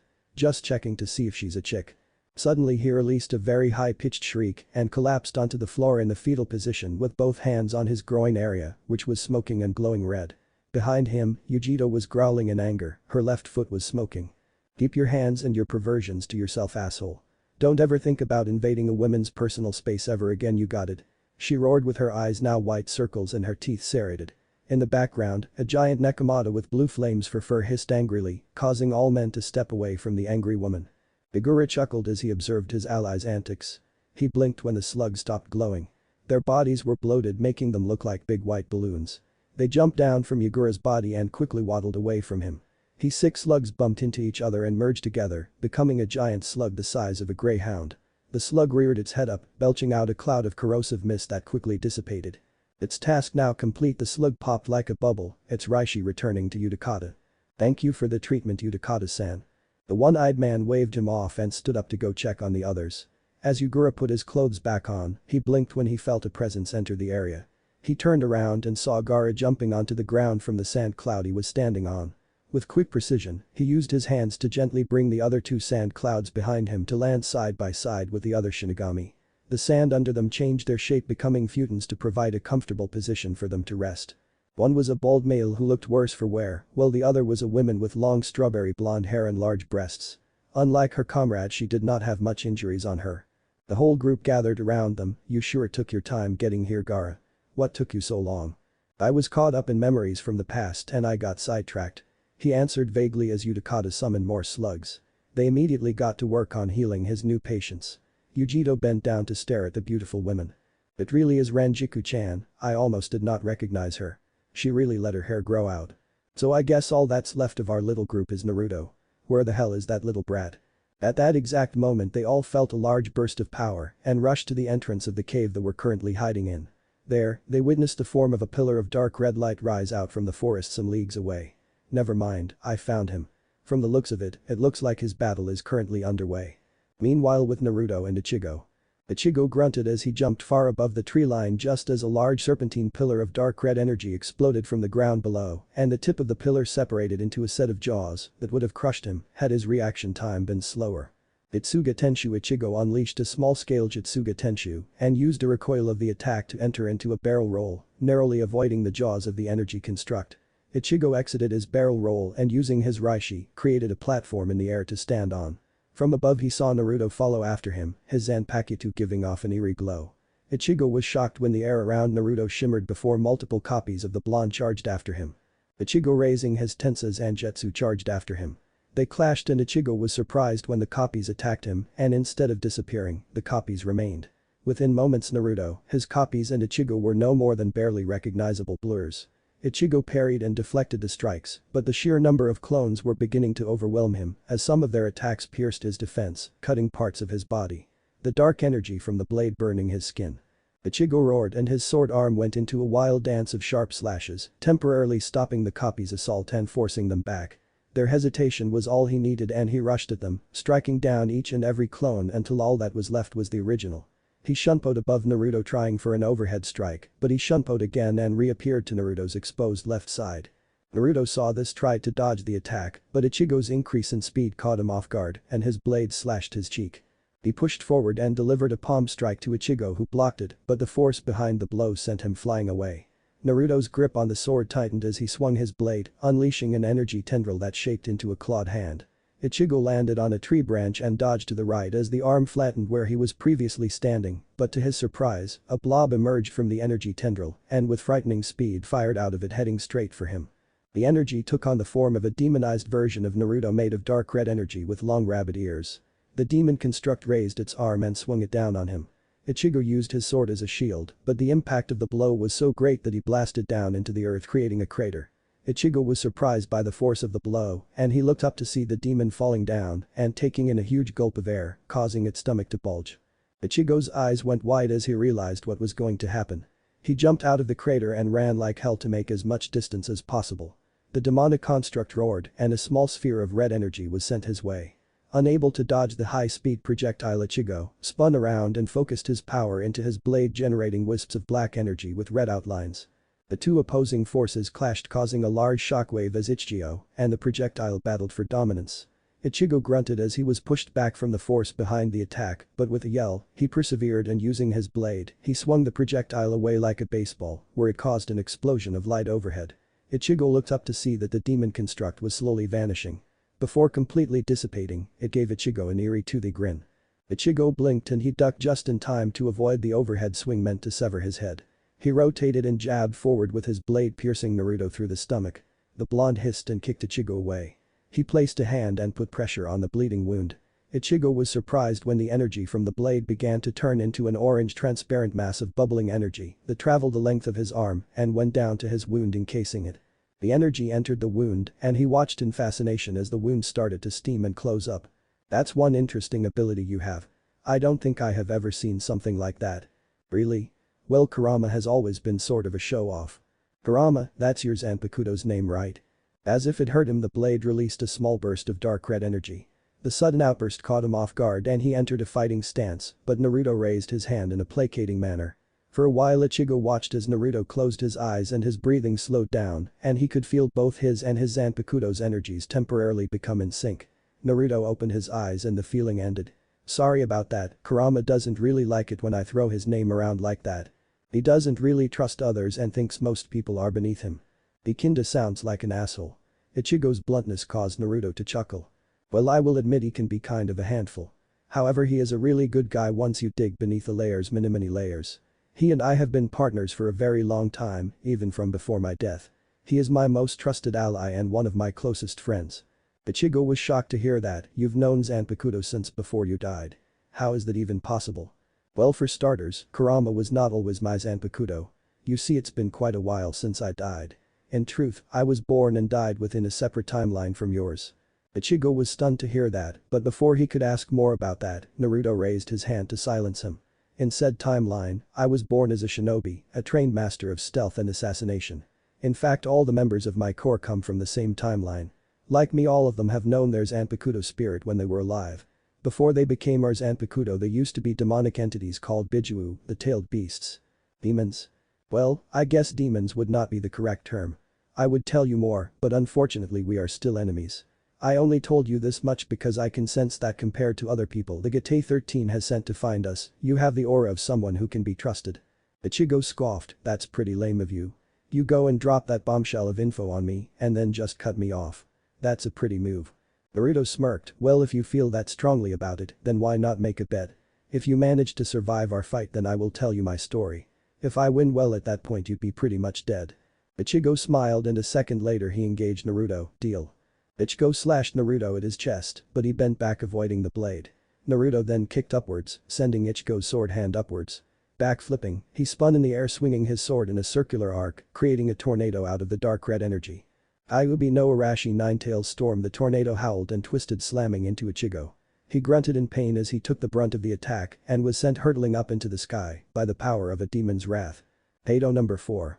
By Akurai holding his palm and sliding it over his blade, Naruto channeled the power of his spell into his Zanpakuto. Bolts of red lightning danced around the blade, he jabbed the blade up towards Ichigo, and a bolt of red lightning faster than sound rushed forward. Special technique. Kyuubi Akuma no Yari Spear of the Nine-Tailed Demon. Ichigo recovered and tried to dodge the bolt of lightning flying towards him. The bolt grazed his side as he flew down towards Naruto. Taito number 58. Tenrin. Ichigo watched as red winds emerged from the blade and flew towards him and circled around him, trapping him within a cage of wind. The cage was spherical and surrounding it were 9 rings of wind-colored blood red. Special technique. Kami no Kai Kamusho o Makamasu Wind God's Blood Prison. Naruto turned his blade clockwise like a key and the cage of red wind compressed. Inside the sphere, Ichigo observed as the sphere grew smaller and the winds touching his blade created sparks as the rapid winds closed in to shred him. With a yell, Ichigo spun around while releasing a stream of the Jutsuga Tenshu. His spin went faster and faster, releasing wave after wave of energy. Eventually the amount grew too much for the cage to hold and it burst open and dissipated. Naruto watched in fascination. The energy Ichigo released appeared as if he were creating a whirlpool out of dark energy. Ichigo started spinning faster and faster. He heaved the attack at Naruto, creating a spiraling tower of dark energy. Naruto flew to the ground with the spirals flying right behind him. He added a burst of speed making contact with the ground and without losing momentum he kicked off of it. The resulting impact caused the ground to shatter and avoid the spiral tower of the Jutsuga Tenshu as it reached the spot he was in moments ago. The resulting explosion forced him to shield his eyes from the shockwave. Suddenly Naruto was taken by surprise when Ichigo shunpoed above and dive-bombed him. Naruto raised his blade and was pushed back by the force behind the blow. He shifted his body causing sparks to fly as Ichigo's Tenza Zangetsu slid along the blade's surface. When Ichigo passed him, Naruto spun around and cut through Ichigo's body. His eyes narrowed when he noticed that he had cut through an afterimage. Closing his eyes, Naruto expanded his senses. After waiting a couple of seconds, Naruto bent backwards, avoiding a 2-pronged attack from Ichigo and an afterimage, their blades crossing into an X pattern over his chest. Going into a handstand, Naruto spun his legs into Ichigo's arm, forcing him back several feet. Ichigo forced through the pain and with 2 hands on his sword, he unleashed another powerful Jutsuga Tenshu. The energy made contact and the blast continued past Naruto, incinerating whatever it touched to ash. As the wave died down, Ichigo was on high alert in his attempt to find his enemy. His frown deepened when the smoke and debris cleared, revealing his opponent. He had one knee on the ground with his sword in front of him acting like a shield. He was for all intents and purposes unharmed. Surrounding him like a barrier was a large energy construct. The construct was made out of the same dark red energy released from the blonde Zanpakuto. The construct resembled the skeleton of a giant fox with horns on its head that resembled a crown, and wisps of energy from Ichigo's attack still lingered on its form, further adding to its demonic appearance. The construct was only manifested from the waist up and had 6 appendages. 2 of those appendages had its fingers interlocked, making it look as if it was praying, while the other 4 arms were crossed in front of it. Ichigo watched as the 4 crossed arms shattered and the remaining 2 arms, as well as the front of the construct, developed large cracks. Now no Yasai Fortress of the Demon King. Naruto released the technique and the construct vanished. Naruto and Ichigo took to the skies where they stopped to observe the state of one another. Up until now, their battle had been so intense that their surroundings were now completely devoid of any trees, leaving a large barren wasteland with a large radius. However, even though both Shinigami were locked in a very serious battle that could probably result in one of them losing their life, they both shared one distinct feature. Plastered on both of their faces, they sported matching grins. Even though both they were enemies, they could not help but feel joy in fighting one another. While Ichigo and Naruto were duking it out, the members of the Biju Corps observed the fight from afar. They stood in silence, their clothing being blown from the backlash of Ichigo's last attack. B's neutral look then morphed into a smirk. Oh yeah. Can you suckers feel that? Naruto's enjoying his fight with the Shinigami brat. Igura sighed, what are you going on about now? Bara elaborated for the former Mizukage, it is true. Even from this distance, due to our bond, B and I can tell that Naruto is enjoying his fight. It would seem that this Shinigami is posing quite the challenge for him. Really? You can tell. B moved forward, moving around in his usual style. Listen up you fools. Me and number one have known Naruto longer than any of you. Our bond's tighter than glue, so trust what we tell you. Fool you fools. Before anyone could comment on B's rather poor rapping, a soft moan got their attention. They all turned their heads to see Orihime waking up, rubbing the sleep from her eyes as she gave a lazy yawn. Yugura rushed to Utakata, whispering harshly into his ear, what happened? I thought you said they were out cold. Utakata hummed in thought, well considering that she is the only human among them, I did not think she would be much of a threat. Besides, from what I observed she seems more like a healer than a fighter. Orihime looked a little disoriented as she tried and failed to stand back up. Yugura shunpoed and caught her before she collapsed. Take it easy there young miss. We just finished treating your injuries so you shouldn't be moving around so much. Orihime blinked as Yugura set her down. She looked at the young gray-haired man and gave him a warm smile. Then much to the surprise and amusement to everyone there, she patted him on the head like one would do to a child. Thank you very much, Yoji-kun. 1. For a while everything was silent, not even the sounds of the currently ongoing battle could be heard. B, Yujito, Utakata were doing their very best to hold in their laughter, Rashi was smirking, and Gaara merely observed with a neutral look. Orihime looked confused when she saw Yugura's body tremble and his hair overshadowed his eyes. Why in what universe? Then without warning Orihime was blown backwards as Yugura's head grew 3 times its normal size as he yelled at Orihime. You get off calling me like that.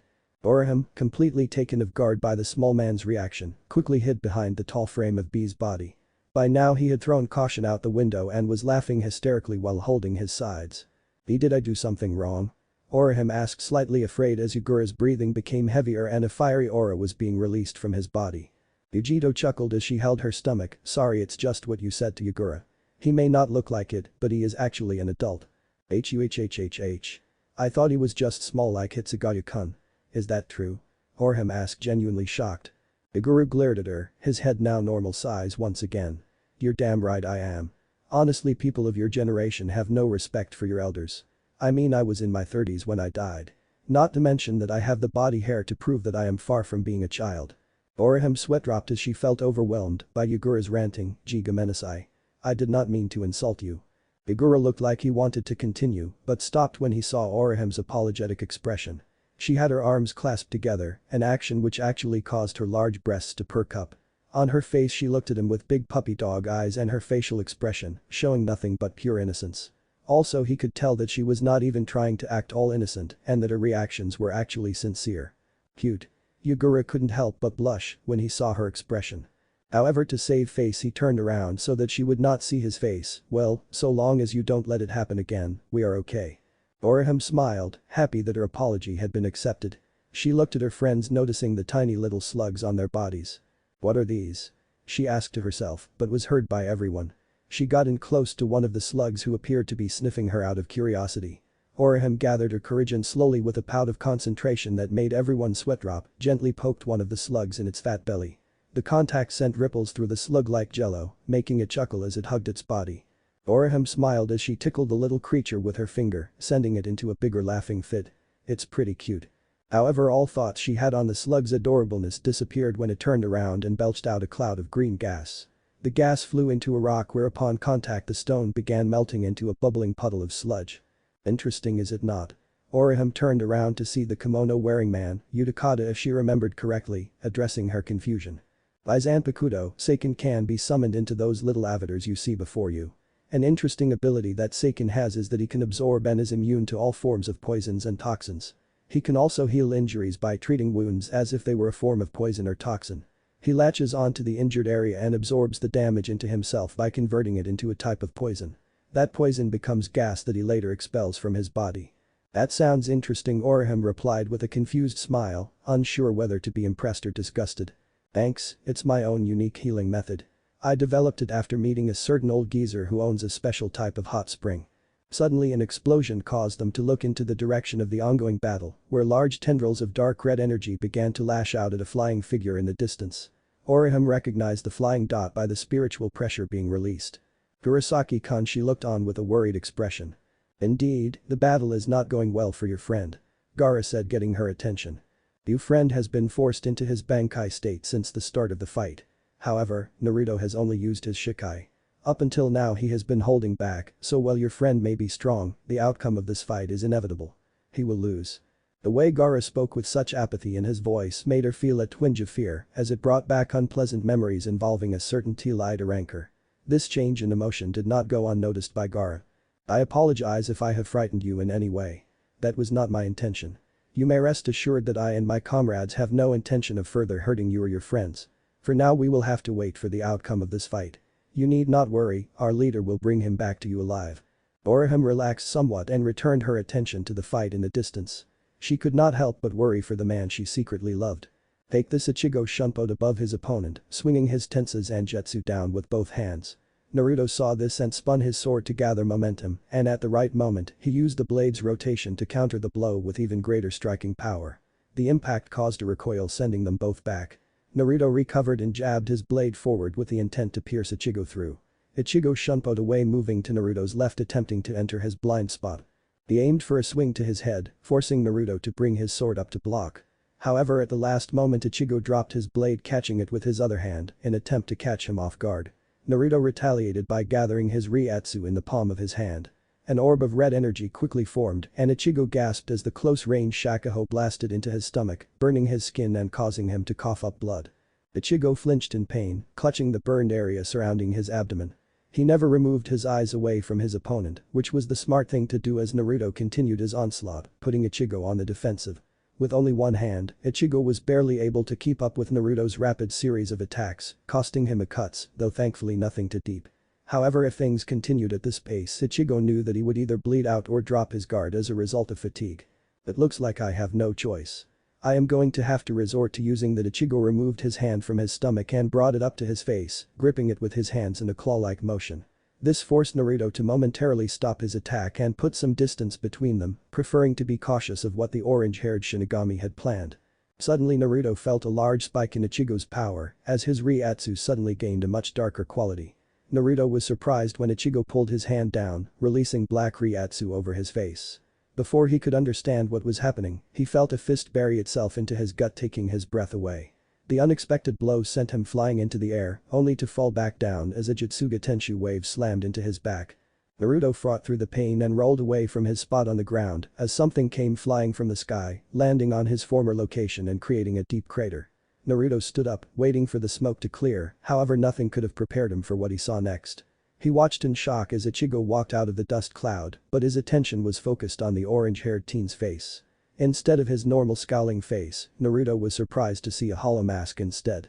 The mask was white with red outlines tracing the mask, and his eyes that were once brown were now golden, surrounded by a black sclera. He resumed his battle stance as he finally understood why Ichigo's Ryatsu suddenly felt like a cross between a Shinigami and a Hollows. Naruto's eyes widened when Ichigo suddenly materialized in front of him.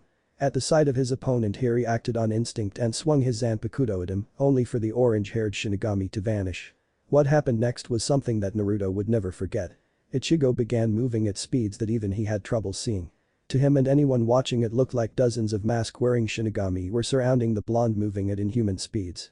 Recovering his composure, Naruto fought back by using his own speed to create afterimage clones. They clashed against the Ichigo lookalikes, narrowing down his search for the real Shinigami. All of a sudden he froze as he locked onto a certain area.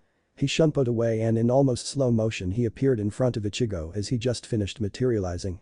He swung his blade down, releasing a crescent arc of vibrant dark red energy. However, this proved unsuccessful as Ichigo vanished, revealing it to be an afterimage.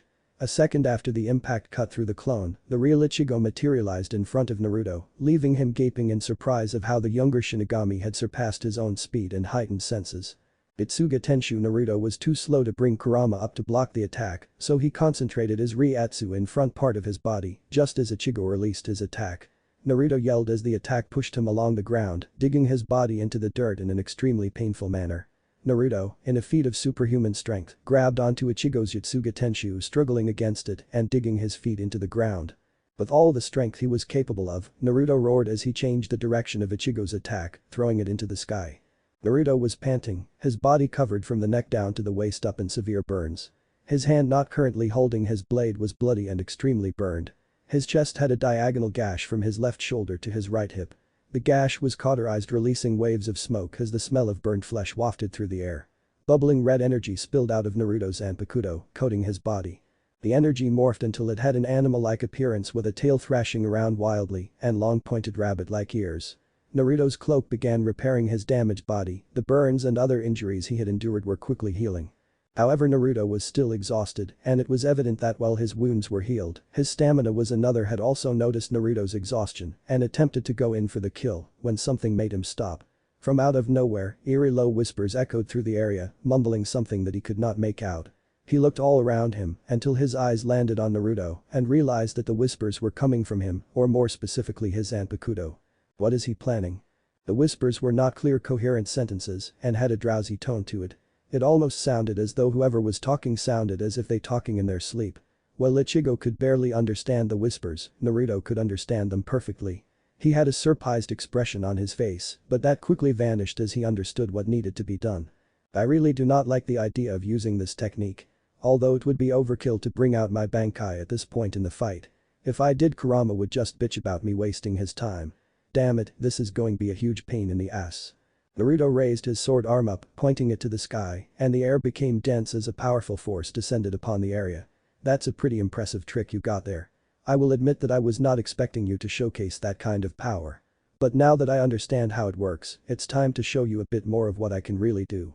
Ichigo watched as Naruto's cloak began to bubble more and more, causing his skin started to peel off, and his blood was starting to leak off of his body into the cloak, causing it to grow less transparent and much darker. Get ready, cause I am about to blow your mind. Dadabeo. In a matter of seconds, Naruto was encased in a cocoon of energy. After several seconds passed, Ichigo began gathering power for another strike when the cocoon shattered and a wave of power washed over him. His black cape flew behind him, flapping at the fast-paced winds. Ichigo remained impassive, his eyes narrowing as he tried to get a lock on his opponent. It was then that he heard it. The sound of fierce low growl, like a predatory beast anxious to tear apart its prey, coming straight at him. The tension was so thick you could have cut it with a knife. Finally, out from the cloud emerged something that Ichigo would never forget for as long as he lived. He watched as Naruto walked out of the cloud in a form that could only be described as monstrous. Naruto's whole body was now covered in that blood-like energy, giving him a demonic appearance. His ears were now long and pointed like a rabbit's. His eyes were now round and pure white that appeared bottomless. Around his neck, two streams of energy were floating in the wind, almost like it was some type of sentient scarf. His feet were now animalistic, resembling that of a canine humanoid, and as with one of his hands, they were tipped with white claws made from pure energy. However, the most noticeable change to his body was that his sword had now fused with his arm, with veins of red energy running along its length. You like it? I call this form my Asura cloak. It works a lot just like your mask and boosts my power drastically. The only side effect is that using it hurts like a bitch. Why the hell would you use it then? Why not just activate your Bankai and get it over with? Naruto smirked, showing sharp teeth and a mouth that, like his eyes, was an endless white void. Well, for one, it wouldn't be any fun to just wipe you out like that. Also, I already told you, Kurama is an especially picky Zanpakuto. Even though he enjoys fighting, he gets pissed off if my opponents are not strong enough for him. If I summon him only for you to be defeated shortly after, he would be really pissed. Well now, acting pretty smug, aren't you? You sound as though you've already won this fight. Naruto clenched his fist, enough small talk. Let's get back to our fight, Kurosaki. Naruto threw his fist towards him, and Ichigo instinctively jumped away, just as the spot he was in was decimated by a very powerful shockwave. Naruto jumped after Ichigo, leaving behind a crater from the power of his jump. Naruto then spun his body 3 times before he fired a disc of pure energy at Ichigo. Its form spinning around like a shuriken. With every bit of new distance covered, the attack got bigger and bigger until it was 10 times the size of Ichigo's body. Oni-Arashi no Shuriken Demon Storm Shuriken. Ichigo fired a Jutsuga Tenshu at it, stalling it long enough for him to barrel roll out of the way and flew like a bullet towards Naruto. Naruto took a deep breath before he shot out a small red sphere, forcing Ichigo to stop and dodge it. Naruto then ran on the ground taking off at superhuman speeds, firing shot after shot at Ichigo who went on the defensive, dodging and weaving his way past every sphere that blew up when they came into contact with anything. Naruto suddenly stopped running and changed direction faster than Ichigo could process. Shunpoing in front of him were 5 Narutos, each one carrying a violet sphere that gave off bell-like shrieks. Asura Rasengan Barrage. Ichigo was unable to stop them and was forced to take the full brunt of the attack. The spheres drilled into his flesh up until the point where their power was released in one final burst, sending him flying through the air back into a green zone that had not yet been destroyed. Ichigo gasped from the intense pain coming from his stomach, where 5 new swirl-shaped indents were burned into his skin. Suddenly his instincts kicked in, and he lifted his sword just in time to block a stab from Naruto's Zanpakuto. Ichigo and Naruto growled as they tried to overpower one another. Naruto was slowly winding ground as his blade inched closer and closer to Ichigo, his blade slowly piercing his mask creating tiny cracks. Ichigo yelled as he forced Naruto back and grabbed him by the shoulder, slightly burning his skin, delivering an earth-shattering headbutt to his skull. Thanks to the extra power provided by his reinforced hollow mask, Ichigo's headbutt managed to temporarily disorient Naruto. He took advantage of his confused state and delivered numerous lashes, sending the red energy flying off him like sprays of blood. The droplets of energy that separated from Naruto's cloak burned everything it touched like a corrosive acid. Naruto growled, forcing the streams of energy to be absorbed, returning back to his cloak. After reabsorbing it all, he crossed his arms and then opened them wide, releasing several energy spears out of his body at Ichigo. The orange-haired Shinigami acted fast and dodged the spears as they impaled and burned through a tree trunk. Ichigo cut through the spears, severing their connection to Naruto, causing them to evaporate. He went into a slashing frenzy, forcing Naruto away from the green zone back towards the destroyed field. Naruto noticed gaps in Ichigo's movements and took advantage of it. Focusing his energy into his blade arm, he waited for the right moment and swung it at Tensa Zangetsu.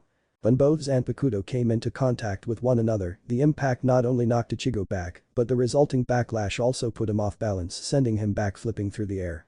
Ichigo recovered quickly and charged Naruto, who let his Zanpakuto take the blow and let it slide along the length of his blade, generating a shower of sparks. He then kicked Ichigo with enough power to force the air out of his lungs and make him cough up blood. Ichigo barely dodged a strike to his left shoulder, resulting in a deep gash along the length of his arm. Ignoring the pain, he charged forward, delivering a solid uppercut to Naruto's chin, forcing him back and leaving some distance between them. Ichigo followed up with a Jutsuga Tenshu, but Naruto broke through it by releasing a red energy wave that struck Ichigo, catching him in the epicenter of a devastating explosion. Akuma Okakiba Demon's Raging Fang. Naruto did not stop his attack and flew after the injured Shinigami. Ichigo gasped when he felt a powerful punch to his gut that also burned his stomach like acid. Ichigo roared in fury and went on the offensive. Shunpoing behind Naruto only to disappear and reappear in front of him, bringing down his blade with both hands. The blow was stronger than before and Naruto tried to attack him, but Ichigo did not offer him the slightest reprieve and continued to strike at Naruto's arm until they had both flown to the ground, where Naruto's body was being forced into the earth from Ichigo's powerful blows. Naruto growled, but soon realized that despite the power behind them, he noticed something of critical importance regarding Ichigo's attack pattern. His attacks carry a lot of power, but they are started to lack the speed he had from before. Looks like using that hollow mask of his carries a side effect. Looks like I am going to have to end this fight as soon as possible. Naruto breathed deeply in concentration as 2 appendages grew out from his scarf-like streams and slowly started to dig their way into the earth. Ichigo, who was so focused on his current assault, failed to notice this, and the way he was slowly forcing Naruto into the ground only helped to shield them from his point of view. Taito number 33. Sakatsui. Naruto pulled his arm back, focusing his Reiatsu to the palm of his hand until blue flames merged with his cloak created indigo flames and then thrusting it forward. Ichigo jumped just as a torrent of indigo flames chased after him. At the last moment he jumped above the fire stream, however Naruto smirked as he did just what he expected him to do. Ichigo heard a crash but did not notice as 2 appendages erupted from the earth, both using the stream of flames as cover to get closer. By the time he realized that 2 giant hands were jumping out from the indigo flames, Ichigo was too late to stop them as they grabbed and restrained him. Ichigo yelled in agony as the corrosive properties of Naruto's cloak burned his skin. He struggled against them and tried to force them apart in order to escape, but they were just too strong. Naruto willed the hands to lift Ichigo up and then abruptly bring him back down hard. Ichigo gasped as he was slammed into the earth over and over again, each slam causing his mask to crack more and more. Finally the arm stopping smashing him and then started to drag him across the floor head first damaging his mask even more. Finally, Naruto threw Ichigo into the air, releasing him from the grip of his claws and prepared to take aim, pulling his sword arm up and concentrating a large quantity of energy into the blade. The blade shone with a strong vibrant crimson light as it gathered power before moving it to the tip. Bringing the hands from his scarf forward, he used them to focus the energy into a single point and help to stabilize its form.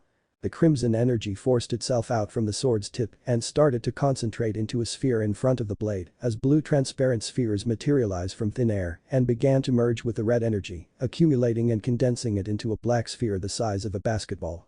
Naruto raised a black energy towards Ichigo who in a last-ditch effort gathered his remaining power into his Zanpakuto, preparing one massive and final attack.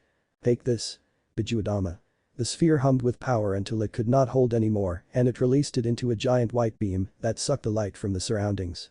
Itsuga Tenshu. Ichigo yelled as he actually charged straight towards the beam, much to Naruto's utter disbelief. Time seemed to slow down as Ichigo and the beam came closer and closer to one another. Both of his hands grasping his Zanpakuto so tightly that blood poured down the hilt. Ichigo and the beam finally collided causing a massive explosion as attacks from heaven and earth fought for dominance. From the ground up everything was bathed in a bright white light while the entire sky was covered by a giant wave of darkness. It was a near-apocalyptic scene as both sides battled for dominance over the other. Both sides appeared equal in terms of strength and neither was able to truly overpower the other. Finally having enough, Naruto brought his arm up and placed it on his sword arm, stabilizing it for what would happen next. He cried out as sudden large outburst of Reiatsu flooded his system shrouding him in a golden aura and forcibly blew away his Asura cloak. The increase in power transferred into his attack, quickly overcoming Ichigo's. Ichigo was shocked at his opponent's sudden increase in power and tried to fight back, but it was clear that he had reached his limit and was no longer able to continue fighting. Ichigo tried to draw on more power from his inner hollow, but at the last moment it shattered and he watched with wide eyes as Naruto's attack finally overpowered his Yutsuga Tenshu, enveloping him in a wave of light. When it finally came to an end, Ichigo fell from the sky his clothes were now rags, severe burns covered his body caked with dried blood and he was currently falling at full velocity towards the cold hard earth. However, Naruto caught him before he could hit the ground and gently laid him on his back before collapsing right next to him. Naruto observed the injured state of the young Shinigami and cringed a little at the severity of his injuries. He also noticed a faint dark aura surrounding his body. The aura felt like a hollow's, and he deduced that it had materialized just before his attack hit, helping to reduce the damage from his attack. After doing a quick checkup of his own body, he saw that his skin had been burned away revealing sensitive flesh that was still bleeding in certain areas.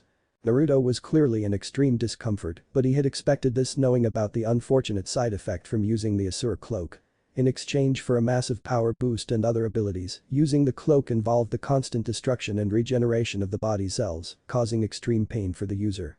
Currently Kurama lay by his side, feeding him its Reiatsu in order to speed up his healing process. Naruto carefully placed his fingers on the side of Ichigo's neck and gave a sigh in relief that he found a pulse. He is still alive, that's good. Would have been really troublesome if he had kicked the bucket like that. Still, this guy is something else. Even towards the end he refused to give up, even though I was clearly stronger than him. Hinda reminds me of another idiot I know. Naruto blinked in surprise when he heard a familiar demonic voice coming from his Zanpakuto. So you're up, Pufferball? Not that I am complaining, but what brings you up and about? The voice scoffed in mock amusement, oh, please.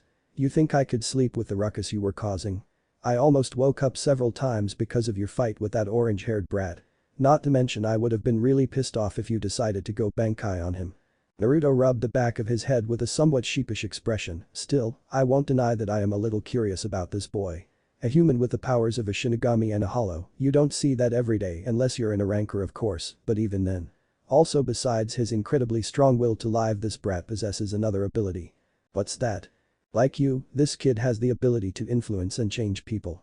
A unique trait that is present only in those who have the potential to be great leaders. In fact I would say he even managed to change you. Naruto seemed genuinely surprised by this, what the hell are you talking about?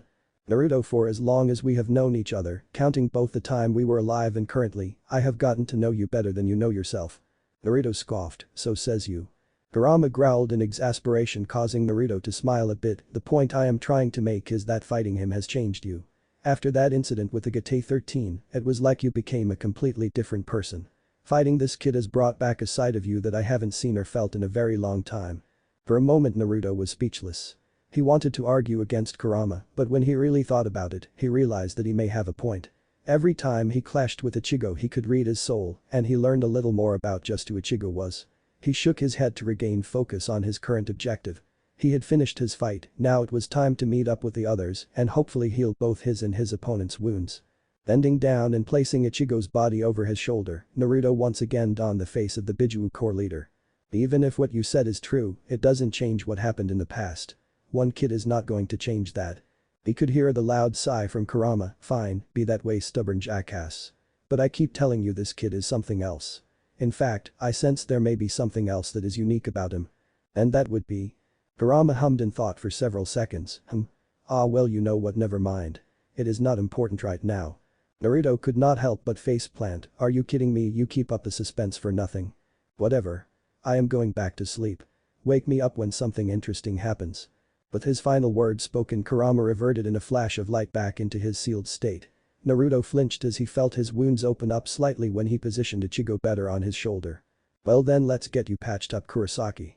I have a feeling it's going to be a long night." Chapter end. Chapter 6. Aftermath Part 1. Karakura Town, Kisuke's shop. Yujito yawned as she stretched out her body in her cat form. She sighed in content at the sound of a few satisfying pops. Yujito was bored. No, it wasn't just boredom. To be more accurate, she was both bored and worried. The situation around Karakura had become unnaturally quiet. Sato and Uryu reported zero signs of hollow activity when they went out on patrol. Furthermore, they had not heard from Shinji and the other wizards in quite a while. Something was going on, but they had no idea what. That thought alone made very hair on her body stand on end. Maybe I should have gone with them.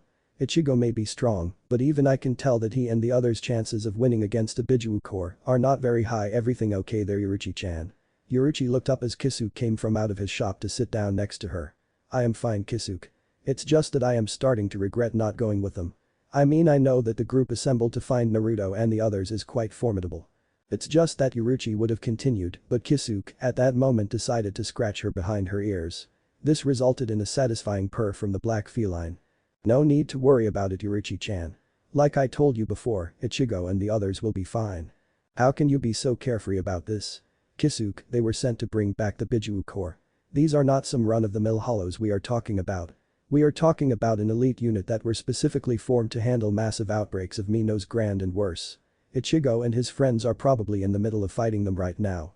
They haven't exactly been known for being friendly with or seeing eye to eye with people working with the Sirete. Especially after they lost Fu and Han. True, but I have a feeling that Ichigo's group are going to have a little more success. You seem to be forgetting that Ichigo and those who are affiliated with him aren't exactly considered normal either. A lot has changed since we were captains, Yujito. I am surprised you don't have more faith in them." Yujito was surprised by his words. She gave a loud sigh and fell back down, putting her paws under her head while Kisuke sat beside her.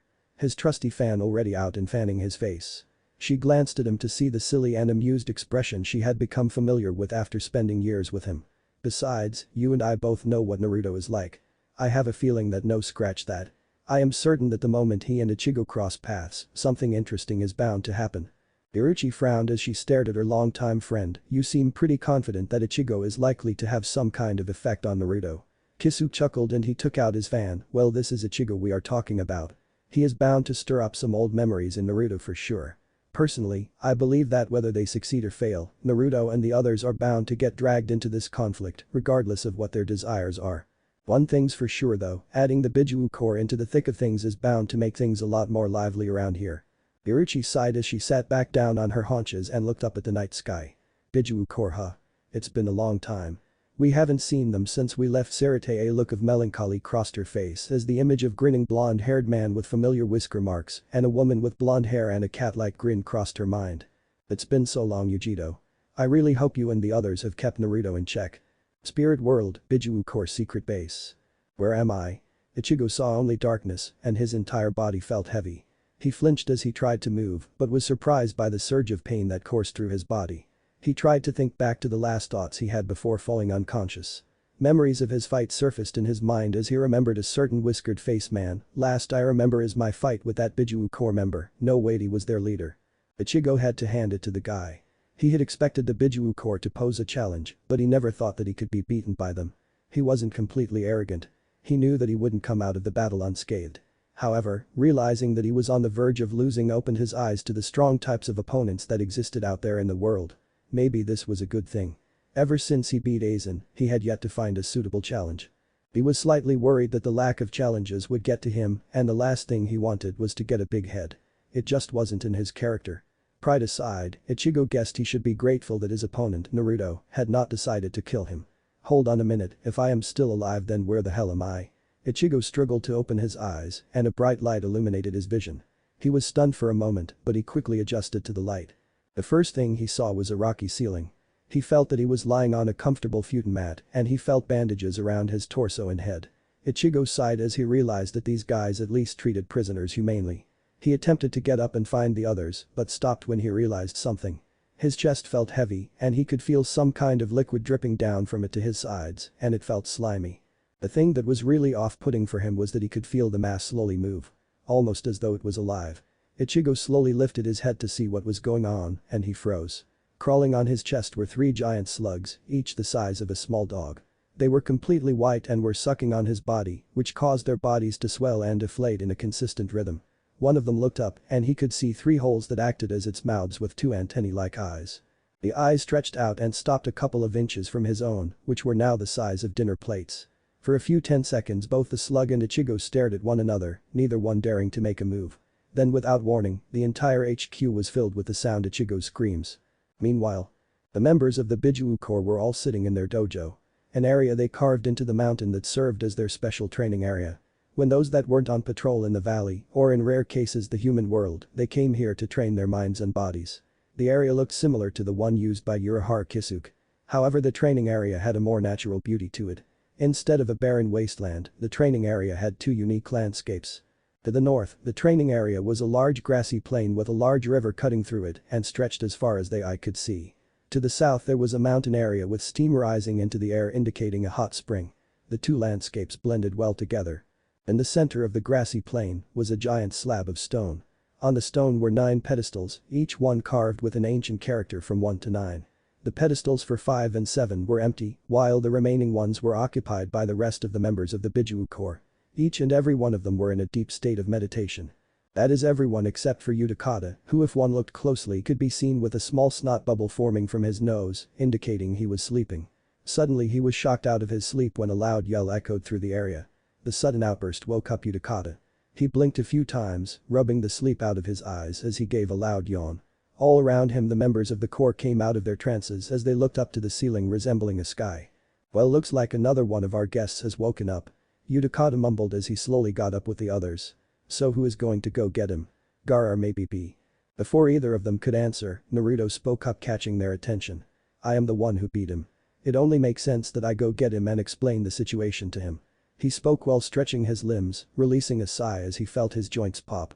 He looked to the ceiling and jumped towards the sky. When he reached a certain height, an opening emerged in the sky. He flew through the opening, which closed behind him and disappeared. The other 8 former Jinchuriki all looked as their leader and friend disappeared into the massive maze that was their base. Then Rashi turned to the others and pulled out wads of cash. Okay, so looks like B and Yujito win the pool. Looks like the substitute Shinigami did yell loud enough that we could hear him from all the way here, and that Naruto would be the one to go see him. Rashi split the money equally and handed wads of cash to Yujito and B. The latter grinned as he received his payment, while Yujito kept his expression neutral and stuffed his winnings in the confines of his kimono. Yujito sighed as she crossed her arms under her breasts. Here I thought that our little orange-haired friends would react with a little more maturity. Then again, compared to us, he is still a child. Well, that's what happens when I get my hopes up. Don't judge the newcomers so soon, Yujito. After all, anyone unfamiliar with Yujito's ability would react just as loudly. He then snickered in amusement. Besides, you of all people should not criticize others when it comes to acting mature. Yujito silently glared at the back of his head. What's more? Yujito blinked as she looked at the shortest member. He did not even look at her direction and merely kept his eyes closed while keeping his arms crossed over his chest. Naruto seemed pretty excited when he came back, hauling that guy's limp body over his shoulder. He had that spark in his eyes that we haven't seen in a long while. So you should give that kid a little more respect. Yujito gave a deadpan expression to Yugura. What's up with you all of a sudden? Talking like that while trying to look all cool. A tick mark appeared on Yugura's head and his whole body shook, but he did not break his pose. Go to hell, Tomcat. Yujito chuckled as she got up and stretched her arms over her head. In any case, that kid really doesn't strike me as special. So until I see it with my own eyes just how special he is, all I have to go on is your word. Yugura frowned as he looked behind him. He then sighed loudly, do whatever, I don't care. Yujito gave him a deadpan expression, geez, you are such a downer. You really should not take things so seriously, little man. She made sure to emphasize the last part rather slowly. Next thing any of the former Jinchuriki knew, their special training area was engulfed in explosions of superheated water, spires of ice, Yujito's laughter and Yugura's screams of fury. Back with Ichigo. Get the hell off me. Ichigo ran around the room flailing his limbs like crazy trying to get these giant slugs off of his body. However, the slime they secreted was like glue and kept them stuck to his body. So even when he succeeded in pulling them off their bodies, they would just stick to his arms. It also didn't help that his erratic movements actually seemed to aggravate the slugs. They began to swell up like slime-covered balloons. In a matter of minutes, the slugs had grown large enough to cover his body, and the combined weight mixed with the slime caused Ichigo to slip and fall to the ground. Ichigo groaned under the heavy weight. He was so distracted that he failed to notice that the door to his cell opened and in walked a familiar orange-haired girl. Kurosaki-kun. Are you alright? Ichigo blinked in surprise at the familiar voice. He was lying on his back, so looking up he saw Orihime standing over him. In her arms was a large plastic container. Orihime. What are you doing here? Ichigo's questioning look fell when he noticed the same slugs on his body pop up from behind Orihime's shoulder. Orihime, look out, there is one of them on your shoulder. Orihime looked confused and looked at her shoulder. She blinked at the little slug who blinked its antennae-like eyes back at her. Ichigo was surprised when she merely laughed and looked back down at him, no worries, silly. It's just Seiken-kun. Well, how are you so calm about this? Wait, you named it. His last question was met with angry rumbling as the bodies of the slugs started to turn a faint shade of red and steam erupted from their mouths. Orihime noticed this and quickly defused the situation. See careful, Kurosaki-kun. They are all called Seiken-kun. He is very sensitive about his name. She quickly took the slug from her shoulder and placed him on the floor. She then opened the lid on the container. A sweet and spicy scent filled the room. For Ichigo it stung at first, but the feeling was replaced by relief as a sweet odor quickly replaced it. Who wants sweet and spicy jalapeno, teriyaki and honey bean buns? They are fresh. At the mention of the unusual treat, the slugs, Seiken, lost their red taint and decreased in size, much to Ichigo's relief. The slugs all crowded Orihime, who poured all the contents of the container on the slugs. They greedily accepted the falling buns and began stuffing their bellies. While they were distracted, Orihime went over to Ichigo and handed him a towel. I think you might need this. Ichigo looked down and saw his whole body was covered in slime. He gratefully accepted the towel, mumbling a few quick words of thanks to Orihime. Despite the stickiness of the slime, it was quite easy to remove. Ichigo muttered a silent thank you to whatever deity was out there that the slugs hadn't gotten to his hair. He did not want to think how messy that would have been. I am glad to see that you are alright, Orihime. I don't suppose you happen to know where are we right now? You don't remember? Ichigo shook his head. Well, the last thing I remembered before being knocked unconscious was that Rukia-san and I were fighting against this really strong guy with a weird haircut in this stylish kimono who fought using exploding bubbles. It was really weird, you know, because it's bubbles so no one would think they were dangerous, but really they blew up and everything melted, but then Rukia pulled out her sword and then everything froze. Then bubbles the size of UFOs came crashing to the ground into millions of pieces. It was kind of pretty so. Ichigo placed his hand over her mouth much to her surprise and causing her to blush a little at the contact. Orihime, focus please. Right, sorry, Orihime chuckled, her hand rubbing the back of her head. Well, after we were knocked unconscious, I woke up in this really cool cave surrounded by these ninja guys. One of them, I think their leader, came in carrying you over his shoulder. The both of you looked really worn out, so I was going to go and treat your wounds, but they offered to take care of you and instead asked me to treat the other's wounds. Okay, that explains the slugs, I think. Now that you mention it, after my fight I would have expected to feel a little sore, but my body feels completely fine. Not 100% but enough to move around. The look of disgust marred his features. Now that I think about this, also kinda feels like the time when Nell threw up on me. He couldn't help but shiver at the thought of that unpleasant memory. Anyways, how did you escape? Escape? Orihime seemed confused by the question, which in turn made him confused. Well, yeah, I mean they had you treating the others right, so weren't you held prisoner with them? Orihime shook her head and actually looked happy. Not really. Actually, when I was done healing them they said that I was free to go about my business so long as I didn't leave their base. They are actually really nice once you get to know them. Ichigo couldn't help but sweat drop. They probably don't think of her as much of a threat. Then again Orihime is the only one among us that isn't a Shinigami. I guess that also must be an important factor in this situation. Ichigo thought it best if he kept that particular thought to himself. Then do you know where the others are being held? Orihime adopted a thinking pose, placing her finger under her chin as the gears turned in her brain. After a while she sighed and shook her head. Sorry, Kurosaki-kun. But I don't know where the others could be. The only place I managed to find was the kitchen, which is how I made my bean buns.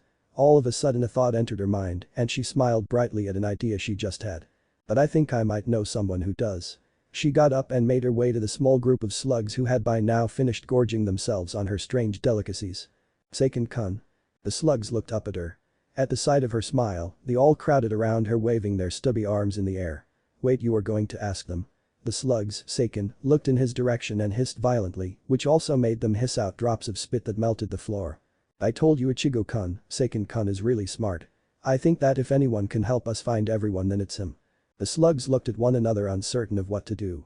One of them held up his hands in a timeout symbol and then they all huddled together. They mumbled or in their case hissed and spat to themselves while giving quick glances to Ichigo and Orihime. Then all at once they all looked up at Orihime. She looked at them with her beaming smile and big bright eyes. At that moment they knew they had lost. The next thing they knew, they all had hearts in their eyes. As they swarmed Orihime's feet. They then jumped up and to the surprise of the two occupants morphed back into bubbles. Floating directly to the door of the room, one of the remaining slugs stretched his arms up and twisted the knob, opening the door.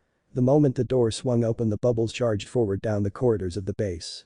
Oddly enough, the design of the building's interior was quite similar to Kukaku's underground home. Ichigo watched as the bubbles flew at speeds faster than normal people could follow. However, while the bubbles may have vanished from view, the trail of spiritual energy they left behind made it easy to know where they had gone. We gotta hurry. Hold on tight Orihime. Before she could ask him what he meant he had already scooped her up bridal style. The action caused an enormous blush to appear on her face. He shunput away following the trail of spiritual energy left behind by the bubbles. He flew through different hallways as well as up and down several sets of stairs. As he was following the spiritual trail, Ichigo's eyes started to become heavy. He could not help but shake the feeling that he should go in any other direction besides the one the bubbles went to. He finally caught up to the bubbles who had reached a crossroads. Each road had a giant arch looming over them. He saw the swarm of bubbles turning right, however, before Ichigo could stop himself, he had already turned in the opposite direction. From Orihime's point of view it looked as though Ichigo's eyes had glazed over. Suddenly the air in the hallway before them split into 4 cracks. The cracks opened and to her horror and Ichigo's sudden shock, they were heading straight into what appeared the maw of some great beast. It was complete with rows of serrated teeth, like some kind of demonic flight trap. Crap, don't tell me that this is all a trap from the start. Ichigo's thoughts were frantic as he tried to correct his momentum. It proved useless as the jaws were slowly closing in around them. However, before the jaws could close completely shut around them, bubbles materialized around them. The bubbles merged and expanding into a giant version of Seiken. It worked as the force of Seiken's expansion reopened the jaws and sent Ichigo flying back. The rebound sent him skidding across the floor and right through the opposite threshold. Ichigo shook his head and looked up as the Seiken slug burst into multiple bubbles as the mouth closed. The cracks had emerged from vanishing from existence. It almost reminded him of the garganta used by hollows. What was that, Kurosaki-kun? Ichigo looked at Orihime and put her down gently on the floor and rubbed his head, which suddenly felt clouded. I am not sure. I am guessing it was some kind of trap set by the Biju Corps to deal with intruders. I think the deeper in we go, the more this base is designed to mess with an individual's sense of purpose and direction. The longer we followed the bubbles the more I felt compelled to go in any direction aside from the one they were going in. That sounds really weird. I don't feel a thing. But why wouldn't it? Yeah, we were a little surprised about it as well. Ichigo turned quickly and witnessed as a Naruto Uzumaki walked from out of the shadows created by the threshold. Behind him was a large set of doors. On it was a large plaque that read "Wave" in Japanese kanji. Ah, it's you. Ichigo pointed at the man. From behind them the bubbles advanced towards the man. Naruto watched as the bubbles morphed back into several Seiken clones. He smiled down at them. You did a good job healing him. Go back to Utakata. You deserve the rest. The slugs nodded at him and with a satisfied pop, they turned into spirit particles vanishing into the air. You must be wondering what that thing was, correct? He asked looking towards Ichigo. That little trap is something we like to call a pitfall garganta. Its purpose is to trick hollows into thinking it is a garganta portal to Hueco Mundo. When captured it slowly drains them of their energy and then spits them out, allowing even the weakest Shinigami to dispatch them. However, this trap is completely useless against individuals with power equal to Mino's grand. So even if Seiken had not intervened you would have eventually found a way to break through it. Naruto's gaze then drifted more towards Orihime, who was ducking behind Ichigo. I haven't officially introduced myself to you. He said to Orihime. He then bowed respectfully. My name is Naruto Uzumaki and as you already know I am the leader of the Biju Corps. The slugs that healed your wounds and guided you here are actually the manifested Zanpakuto spirit called Seiken. He is the partner of one of my comrades. You know him as Utakata. Now to answer your questions from earlier. That feeling you had was the result of one of our base's many security measures. The entire base has been built with several traps and illusions designed to either impair, confuse or flat out mess with the minds, bodies and wills of intruders that make it this far. Even people we willingly invite in are not completely unaffected by these security measures. This is because that many of them were caused by our Zanpakuto. Over the years, they have released a unique form of Reishi and Reiatsu that leaked into the foundations of this base. As a result, they can monitor and alert us to anyone that moves through the confines of this base. They can also determine the true intentions of intruders. Because our Zanpakuto aren't trusting of outsiders, the people inside fall victim to their influence. I guess you can say that you and your friends just walked right into the belly of the beast. In a way you guys are like viruses being attacked by the body's immune system. That's quite the lengthy explanation, but that still doesn't answer why Orihime was unaffected. Ichigo frowned as his grip on Zangetsu continued to tighten. Naruto noticed this and gave a tired sigh. You can take it easy buddy. I am not going to attack you, your girlfriend or the rest of your party, unless you give us reason to. Ichigo and Orihime blushed scarlet. I am not she's not his my girlfriend. Naruto sweat dropped, of course not. Whatever you say. He muttered sarcastically. He then cleared his throat to get their attention. Back to our conversation. As for the reason why she was unaffected by the effects of the illusions well we have our assumptions, but we aren't exactly 100% sure. Ichigo face faulted, are you kidding me? What kind of half-assed explanation is that? Don't get picky with me. I told you that our Zanpakuto are different than regular Zanpakuto. They are far more sentient and are more active than the average spirit. Because of this, we can't always anticipate what they will do. You've seen firsthand how wild a Zanpakuto spirit from our group can be. Ichigo was puzzled at first, but then his mind wandered to the image of a certain profane and psychotic-looking monk. Are you telling me that that crazy monk we ran into earlier was a Zanpakuto spirit? Correct. He is called Shukaku. He is the Zanpakuto spirit of my corps second in command. He wasn't supposed to go after you or dump you into our valley. However, even among our spirits, Shukaku is a special kind of crazy. He is so volatile that the moment Gaara takes his eyes off of him, he goes off to cause trouble. If it weren't for a special seal he uses, Gaara wouldn't even be able to sleep not that he isn't used to not sleeping for long periods of time, but that's beside the point. Ichigo and Orihime couldn't help but sweat drop at Naruto's blunt description of his comrade, he makes him sound like he is messed up or something. Anyways, I would have attributed her immunity to the fact that Seiken guided her, but even so it would not have prevented the illusions from affecting her. Yet, she doesn't feel anything. The only explanation that I can give is that our Zanpakuto do not see this girl as an enemy. Thus have no need to feel defensive around her. Ichigo relaxed a little, and his grip on his Zanpakuto lessened, but was still poised to strike if necessary. Well now that we are here I take it that our friends are behind this door. You are somewhat correct. We healed their wounds, but we had to take extra measures against them. Security reasons you know. Naruto spoke as he walked past them. Then why aren't I with them? I hardly doubt it's because you guys don't think that I am a threat. Naruto stopped walking and without looking back he answered, I am not really sure. I guess it could be because you gave me a good fight and I wanted to give you a chance, but I don't think that's the right answer. I suppose it's because you strike me as the type of guy that can rouse the fighting spirit of you allies when they are at their lowest. You remind me a lot of myself in that regard. Ichigo and Orihime were surprised. It seems that every time they learned more about the enigma that was Naruto Uzumaki, the less they knew. Hold on, what do you mean by? Naruto cut him off, sorry about this, but I have other things to deal with. You can find your friends through this door, but you still have to deal with our base's built-in defenses. Navigating through them will be difficult. Before they could question Naruto further, he walked into some shadows and they could feel his presence vanish. The hell is wrong with that guy? Ichigo couldn't help as a heavy sigh escaped his body. Why was it that he always somehow managed to attract the weirdos? Well, we've come this far, might as well take a leap of faith. Ichigo pushed the doors open and immediately his eyes flew up in surprise. He and Orihime walked through the door. The landscape changed. One moment they were in a traditional Japanese building and now they found themselves somewhere different. Their new environment was surrounded by thick fog so they could not see long distances, but their nearby vicinity was clear to them. They were on some kind of bridge. The bridge stretched on for miles with a calm ocean surrounding either side of them. They turned around and saw that the door they came in through was now gone. I guess we are meant to go forward. What do you think, Kurosaki-kun?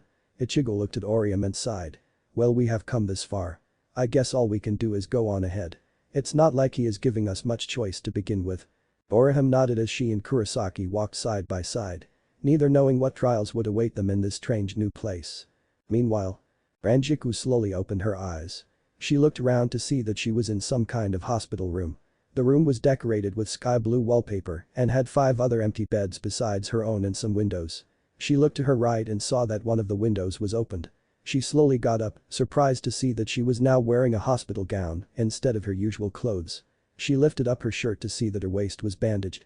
As she walked to the window, she was careful not to aggravate the injuries she received in her fight with Gaara. She walked over to the window and she was surprised to see that the valley she was in previously was gone. In its place was a large village. The village was full of buildings designed with a mix of modern and oriental architecture. However, despite its size, it was eerily quiet. She looked down from her window and could not find a single person walking its streets. The only sound was the wind that blew through the open window. Where am I? My home. Ranjiku's eyes widened at the sound of the familiar voice that she hadn't heard in a very long time. She slowly turned around. When she saw who spoke, she was speechless and could only stare at the entrance of her hospital room. Standing there was someone that had forever earned himself a special place in her heart.